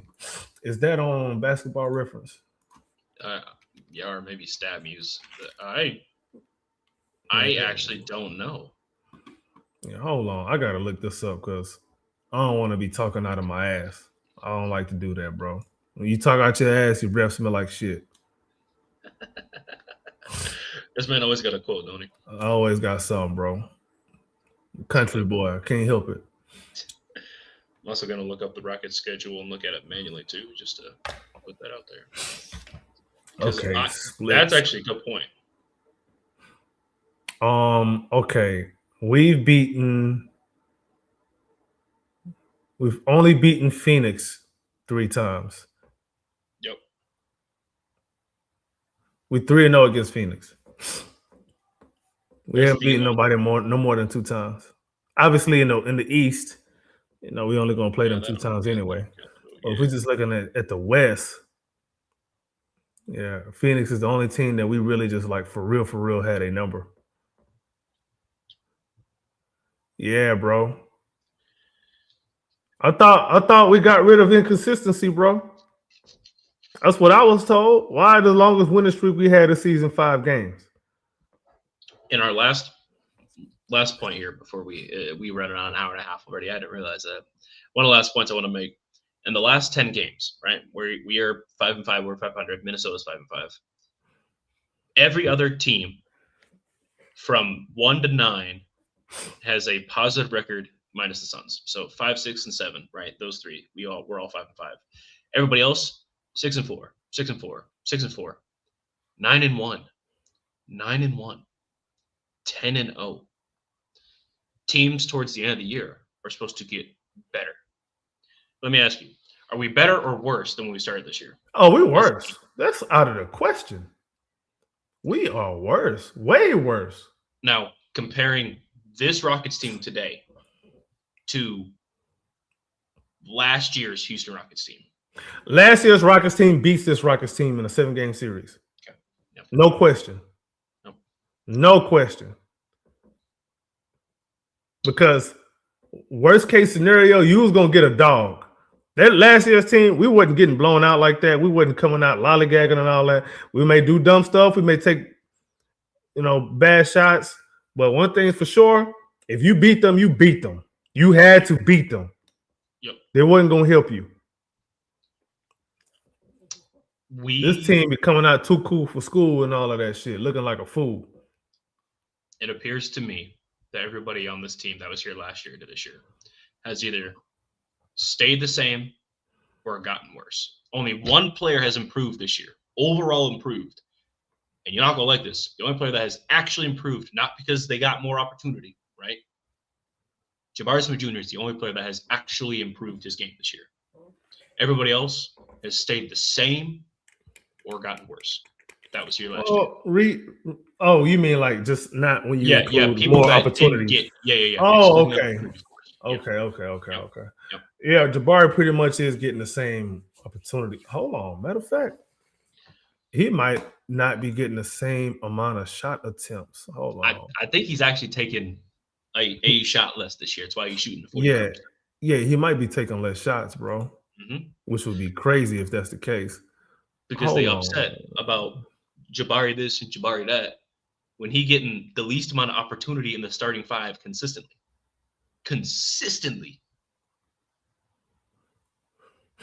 Okay, so all right.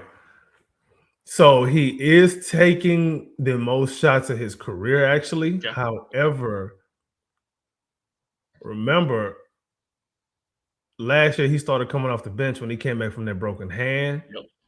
So he was And only they playing kept 30 him on the minutes a bench. game.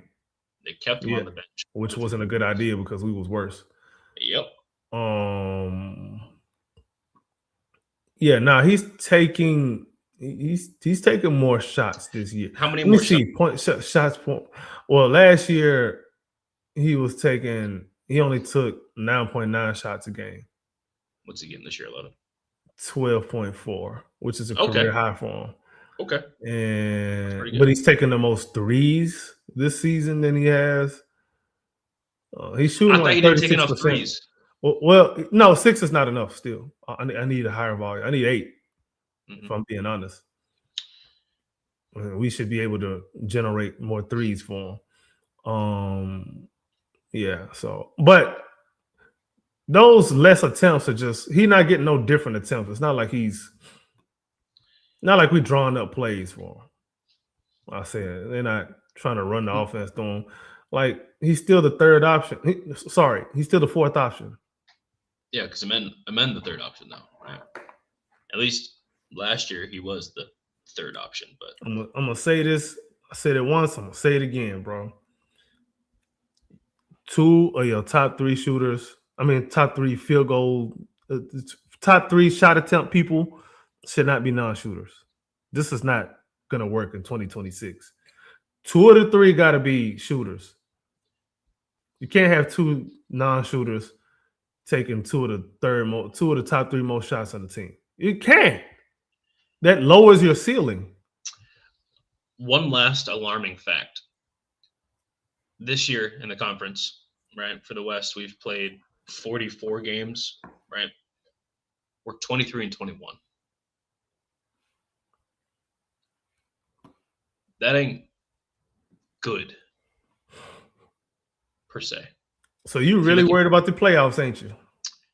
I'm really worried about the playoffs. I really am. I really am, bro. I really am.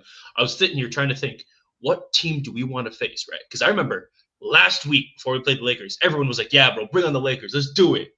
Let's do it. Let's bring the Lakers on. No one's saying anything about the Lakers now.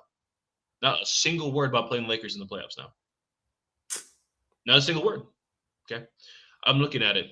Who do we want to face in the playoffs that's in the top 6 right now? Nobody. We want to avoid literally everybody. As a championship caliber team that I was told from the beginning of the year that we are, right? Because that's what they said. They said the goal is a championship, right? Just because they opinion and they move the goalposts now don't mean the opinions from the beginning of the year don't. Boy, they moving the field. We in a new stadium based on how they're moving it. Dog, they doing what the Texans doing, moving from fucking Reliant to Cypress. Dog, that's crazy. Anyway. Yeah, yes. So looking at it right now. Let's go. Top 10 right now. The only team I'm maybe comfortable with facing, like you said, is Phoenix, and that's gonna be tough because they got dogs over there. We ain't got no. I meant Thompson not moving like he was moving last year. People piss him off and he get a little angry and then he walk away. Okay, we defined because we play military ball. Because he knows, everyone knows that if you get a foul, you get a tech, whatever, he may sit you for the whole game. You show a little bit of emotion, you sitting. Jabari 4 games ago, banging his head on the post, right? He got that dunk. He was all hyped up. They call a timeout. Ime benched him. Right? He was 3-3. Cool. Comes out off the bench. All his energy gone. He ends the game 3-8. Crazy. The momentum killer is your own coach. Incredible. Do you have any other thoughts before we get out of here? Bro, let me. Brandon, you are 100% right. It's military ball where tired, disappointed, and lacking excitement. You are exactly right. Buddy. Props. I've been saying that all year, bro. Lord have mercy. I want to I'm trying to look for stuff that we might be actually Don't good even at get me this started, season. Sean. Don't even get me started, Sean. So, okay, let's look at what we're actually good at, bro.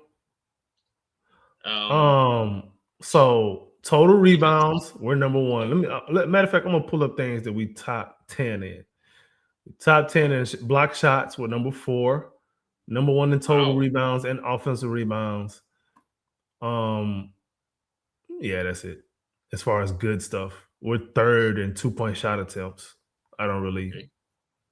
All right, and we're 1st in not first. Damn, we're not good at. Hold on, wait, what? Opponent 3-point attempts were 6th, but that's because we play slow, so that's kind of skewed.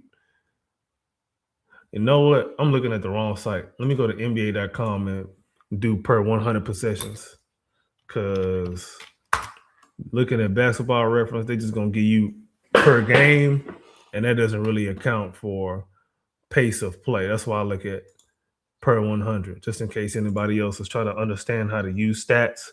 That's how you use stats. You make it fair so you don't push agendas. Unless you're really just trying to push an agenda, which I'm fine with, but you just let the people know that you're pushing an agenda. I'm fine with it. Push your agenda all you like. Just don't be capped. All right. All right. Opponent shooting. All right. So if NBA.com would hurry the hell up. Site was very slow today. Yeah, it's doing that, bro. All right. Okay. Per 100 possessions. All right, good stats. All right, cool. So where do the Rockets rank in opponent 3-point attempts per 100 possessions? We rank 10th. That's good. All right. We're 11th in opponents 3-point made. Opponents field goal percentage, we rank 8th. Okay. So that's good. Yeah, everything else is. Let me look at opponents' free throw attempts. We 12th. We foul a lot. Yeah, we're 12th in opponents' free throw attempt and allowed, which is like we're top 12. Like we give up the 12th least. Oh, yeah, that's better than I thought we were. I'll tell you that. So, yeah, I'm like I said, I'm trying to find some positive stuff that we doing because it ain't much. If we're being honest. Yeah, go ahead. It's funny you say that, right? Because people be hanging their hat on. We're doing all this without Fred VanVleet. We was doing the same with Fred. So can y'all please stop that, bro? Like, why y'all like for it's you know what it is, bro? I'll tell you what it is. Yeah, tell me. Absence makes the heart grow fonder. It's that girl ain't texted me in a long time. I miss her. Even though we was fighting, cussing each other out, throwing rocks and bricks through each other's windows. But I miss her because I ain't talked to her in a while. And you talk to her again, you're going to be like, that's why I stopped talking to you. You crazy. That's what it is, bro. Somebody said that they would have renounced their fandom from the Rockets if they would have traded Amen Thompson instead of Jalen Green. Yeah, I seen that, bro. And how do you feel about that? It's up to you and your conscience, man. That's how you feel. If that's how you feel, man. All right, so I'm about to give you where the Rockets rank in percentile of every play type on NBA.com. Ready? Let's rock. Then we can get the hell up out of here because I'm tired. Damn, there's still 122 people up in here. What up, y'all? All right. Isolation, 55 percentile, 55.2 percentile. 11 possessions a game. 9.6% of the time is how often we run ISOs. And we only are 0.92%, points per play. Yikes. That's mid, bro. As much as we run ISO.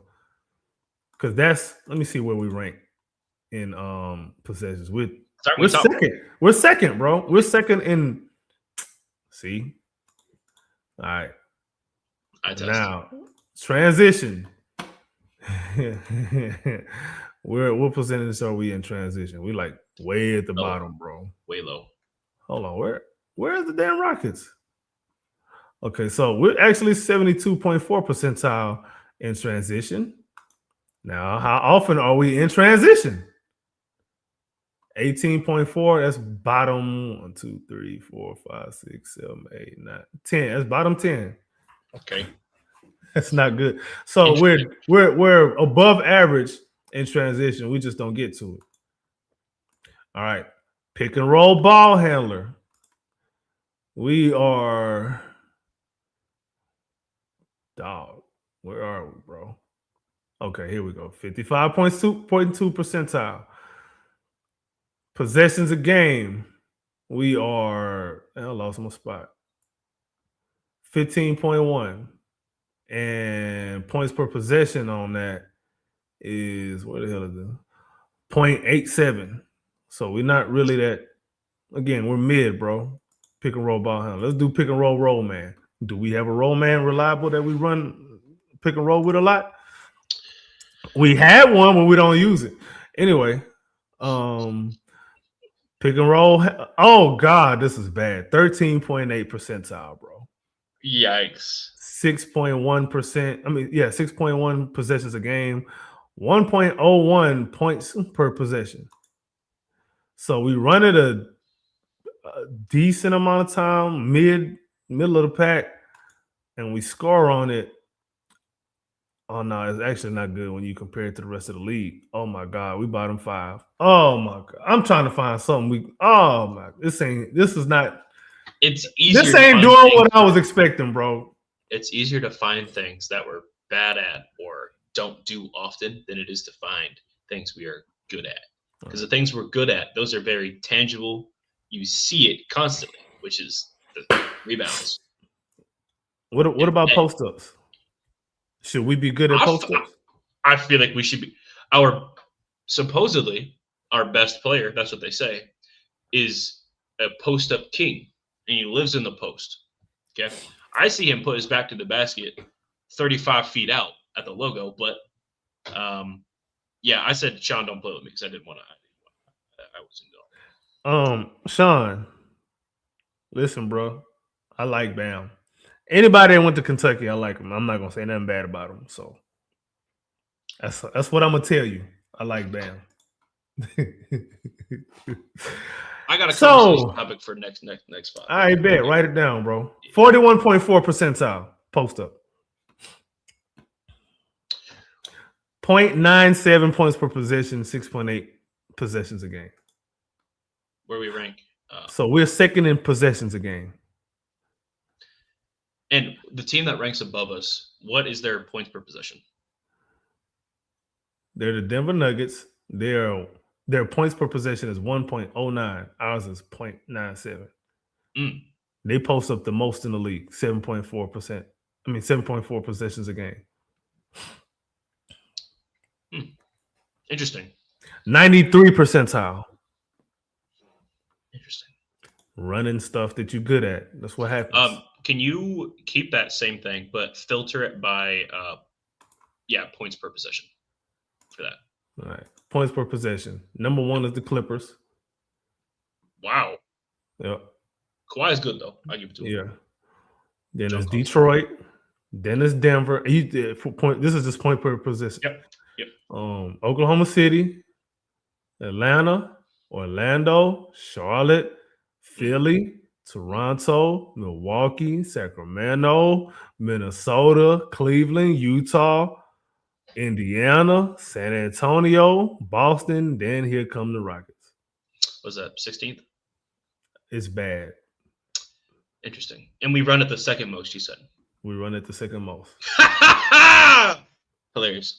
I'm trying to tell y'all, man. Udoka gonna run with it. Hey, this don't work. Run it again until it works. In game, not at practice. The definition of insanity. And then when it does work, okay, run it again and make sure it worked this time. What you mean make sure it worked? We're not good at this, sir. You're going to run it till you are good at it. Military ball, I'm telling you. It don't matter. All right. Let's do spot up, bro. Where do the Rockets rank in spot up percentile? We are 41.4%. That matches that actually says that we do. Oh my god, bro. 41 percentile. Okay, let's do possession. So we spot up 25.5 times a game. And the points per possession on that is 1.03, which is not good. Because spot ups is typically 3 points, right? That's like the most of the time. Yeah. Yeah, we're bottom half of the league, bro. So pretty much anything under 50 percentile is the bottom half. Yeah. Okay. All right, that's spot up. All right. Handoff. You would think you got Alper Sengun, you run them as a hub. You think we should be good at dribble handoffs, right? That's what it would sound like if you just think about it in your head. Unfortunately, basketball is not played in the brain; it's played on the court. 48.3 percentile. Say that again. 48.3 percentile. All right. 0.94 points per possession, 4.4 times a game. We should be spamming the absolute. The Denver Nuggets run it 7.1 times a game, 1.03 points per possession. The Nuggets run it the second most. Damn. And their points per possession is fourth. What's ours? Ours is bottom half, bro. I ain't counting all the way down there. Yikes. Okay. All right. Now, off of cuts, you would think maybe we good off of cuts. Maybe. Let's find out. Okay. All right. Filter by percentile. Where do the Rockets rank? Oh my God, bro. You sure you want to know this number? No. I'm gonna tell you anyway. I'm gonna say it. I'm gonna say it for the people in the back. 10.3 percentile. 9.6 cuts a game. 1.24 points per possession. Let's see where we rank in possessions a game. We are 1, 2, 3, 4, 5, 6, 7 in possessions a game. Points per possession. That's what we're gonna look for now. Where do the Rockets rank? Oh my God. Fourth worst. Fourth worst, bro. So we running it a lot and we ain't good at. Keep this exact same thing. Right. Can you do for last year instead? Let me see, man. 2024. All right. Points per possession or both. Do both. All right. Let me see where we rank. So last year we was better. 20th percentile.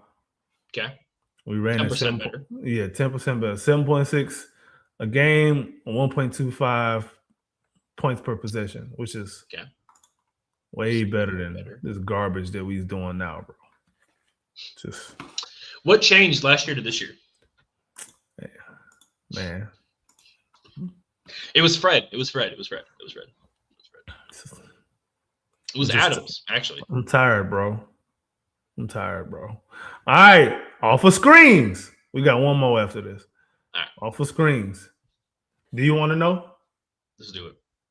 Wait, can I guess? Yeah, go ahead. You already saying 30 something. No, 3.4 percentile. 3.3? We second worst. Off of screens, bro. Is this not something we should? All right, my fault. You're right. I gotta contain my anger. We 1, 2, 3, 4. Let me see where we rank on. Okay, 1, 2, 3, 4, 5. We 6th worst in frequency, so that's good. We're not good at it, so don't run it so much. We 2nd worst in points per possession, so I'm fine with that. If you're not good at it, stop doing it. Now, putbacks. All right, let's see where we rank. Okay. Theoretically, because this is a actual drawn up play, this should be something we're good at. Should. I would tell you the number, but the number don't exist because 0 not a number. It's a placeholder. 0? You want me to share my screen? That is incredible. That is That incredible. thing say 0, bro. Dead ass last. You know who right above us? Take a wild guess. Phoenix. Yes. What are they at? 8%? 3.4. Okay. They second to last, bro. All right. Now, miscellaneous. All right. You ready for this, bro? Now, what have I always said about how we play, bro? How we get points? Missing the shot, getting the rebound, missing the shot, getting the rebound. So randomness. Getting the rebound. Yeah. Bro, we 86th percentile, bro. We third best in miscellaneous plays. That's how we won a game. Are the other two teams the Wizards and Sacramento? The Nuggets and the Cavaliers. Wow. Didn't expect that. Okay. Wow. All right. By the way, I went through this exercise with y'all so that y'all can see that when I'm sitting here bagging on Udoka 24/7 on my Twitter account, this is why. You saw we would run stuff that we're not good at constantly. We would just spam things we're not good at for whatever the hell reason. I want y'all to understand that's not on the players. It's not on the players. You see where the Nuggets beat? The Nuggets, they frequently run plays that they are good at. This is why I talk about coaching the way that I do, man.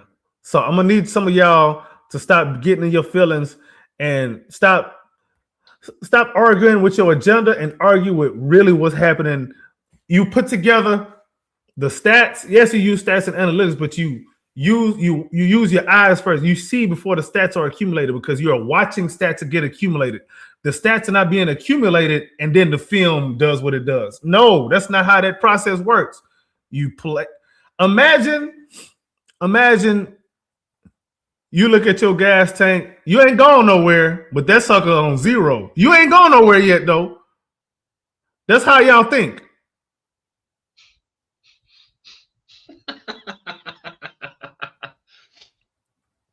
The fuel is burnt when the car is started and it's moving and you hit pressing the gas. That's why it moves. It ain't gonna move. You get mad at it one day and it just goes down. I'm mad at my car.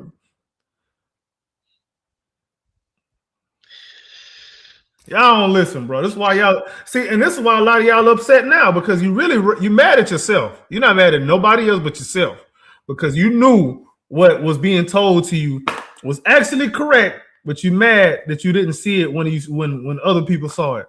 Now you mad at the people that saw it first because we pointed it out. Be mad at yourself. Go slap the person in the mirror or slap the mirror, whichever one hurts worse. It's wrong to be early. We really sat on this thing for damn near 2 hours, bro. But we had a lot to go through. I ain't been on this thing really like this the way I needed to be, bro. So we ain't had a chance to break it down like this, man. That's just what it is. Ladies and gentlemen, all 121 of you, right? You've stayed through and sat with the show. Hopefully you've come to the same conclusion that we have at the end of that, right? It's not the players, it's the process. Look at the process, what's happening. And this is not to say that the players are blameless. Yep. Yes, they do play a role in it because some of the things that do happen, they can control that, like missing free throws, missing layups, missing assignments, lazy passes, turnovers, bad energy, all of that stuff. Those are things you can blame the players. However, if a player is constantly in position to do things that they're not good at, that's on the system. So y'all got to realize that. In a position to succeed, how are you supposed to succeed if you don't have a system that promotes you and your strengths? I'm gonna use another car analogy, bro. You pair a good engine with the right transmission, and then you get power, bro. Imagine you got an 18-wheeler with a Toyota Corolla transmission. Where are you going with that? Nowhere. Oh, thank you. The thing not even starting. Bro, right now we got the roster is better than the results that we're seeing. So right now we are looking more like a Toyota Camry, just boring. It gets you point A to point B, but you're not going nowhere really with speed. You're not gonna have no fun going there. It's just point A to point B. It's fine. You rev that engine, you're gonna be in the shop. Now, you can put some modifications on to make it do some more fun stuff. Yeah, you could do that. But what we did was we took something that's boring and made it more boring, bro. Engine supposed to be giving me what 190 horsepower. We reduced the power and we put a governor on your engine, and we're gonna get 140 miles. I said 140 miles, 140 horsepower because we're afraid of getting speeding tickets. So we're gonna reduce the power. That's exactly what we're doing with the team right now. Watering them down. Tell me I'm lying. All my car people out there understand these analogies. I'm done. You're wrong. Fucker, say you're wrong. It's been wonderful. Are you, after this conversation, after reading the stats, are you more confident or less confident in these? Less. Can you finish the sentence? What about you? You answer your question. Oh, absolutely not. No, absolutely not. No, absolutely not. I was less confident after we lost to the Lakers, and then we lost to Chicago, which again we did good things, but just reinforced the ideas of some things that we don't do too well. It just is what it is, man. The rotations I like to are see a problem. I like Ime trying out new things. It's just too late in the season to be trying out new things. This is the season. Right now is the part of the season you're supposed to say, hey, this is my A through Z playbook. We can go through any of these plays whenever we need to. This is not right now in the season. This is not where we need to be figuring things out. It should already be figured out. We should not be trying to game plan right now. We should not be trying to, hey, this person's no. We should already have those plans in place. Fortunately, we don't, because they don't believe in planning ahead. They believe in dealing with the problem as it arises. Remember when I said he make late adjustments, bro? Remember when I said he late to adjustments because he may or may not want to listen to his assistant coaches because he got an ego problem? Yep. Just remember this day, bro. When the news come out, that's all I'm gonna tell you. Yep. I just look back to Golden State. Do you remember when we lost to San Antonio earlier in the year and how pissed off I was? Which time? The first time, in the beginning of the year. I was crashing. I actually started yelling on the podcast. I'd never done that before. I was yelling. I never done that, right? I was so pissed off. I said then that Spurs game gave the entire league the playbook to beat us. Every single time we've lost the same. Every single time we've lost, it has been the exact same loss, except against Chicago. That was the first time we've had a new type of loss. Every other time, all 27 other losses before that have been the exact same reason. Hold on. We got how many losses again? 28. How many of them was in the clutch? 21 of them. You can't keep blaming the players, bro. They 1 in 6 in overtime. But it's not always on the players, bro. You just can't. It's too late. It's lazy to sit there and scapegoat players. A different one every game. If it's a different player every game, you got systemic issues. You don't realize what you're saying when you do that? They don't know, bro. They be listening to certain things, and they don't sit there and think their own thoughts, bro. I'ma say it like I've been saying it. They listen to their cult leaders, and they only change their minds when their cult leaders tell them to think something different. 100%. Simple as that. Ladies and gentlemen, let us know your thoughts on Houston's chances in the playoffs down below in the comments. I'm interested, right? This has been a very fun and active, energy-filled pod today, and we're leaving with something, right? Rockets play tomorrow. If any of you guys are going to be at the game tomorrow in Minnesota, cool. I'll see you there. Otherwise, I'll see you guys up in Northern Canada, maybe on TV. We'll see.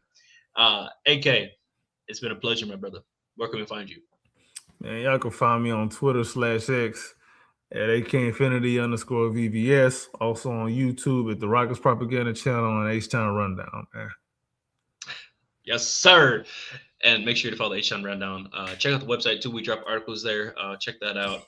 Texans got some stuff coming out too, so make sure you watch that. And then follow the H-Town Rundown at the HTRD on YouTube and X, as well as follow the H-Town Rundown account on TikTok and Instagram. Follow me through 2Ps_GAWD as well on Instagram, as well as X and YouTube. Thank you guys for watching. Thank you guys for listening, and we're gonna cook something up for next time. See ya.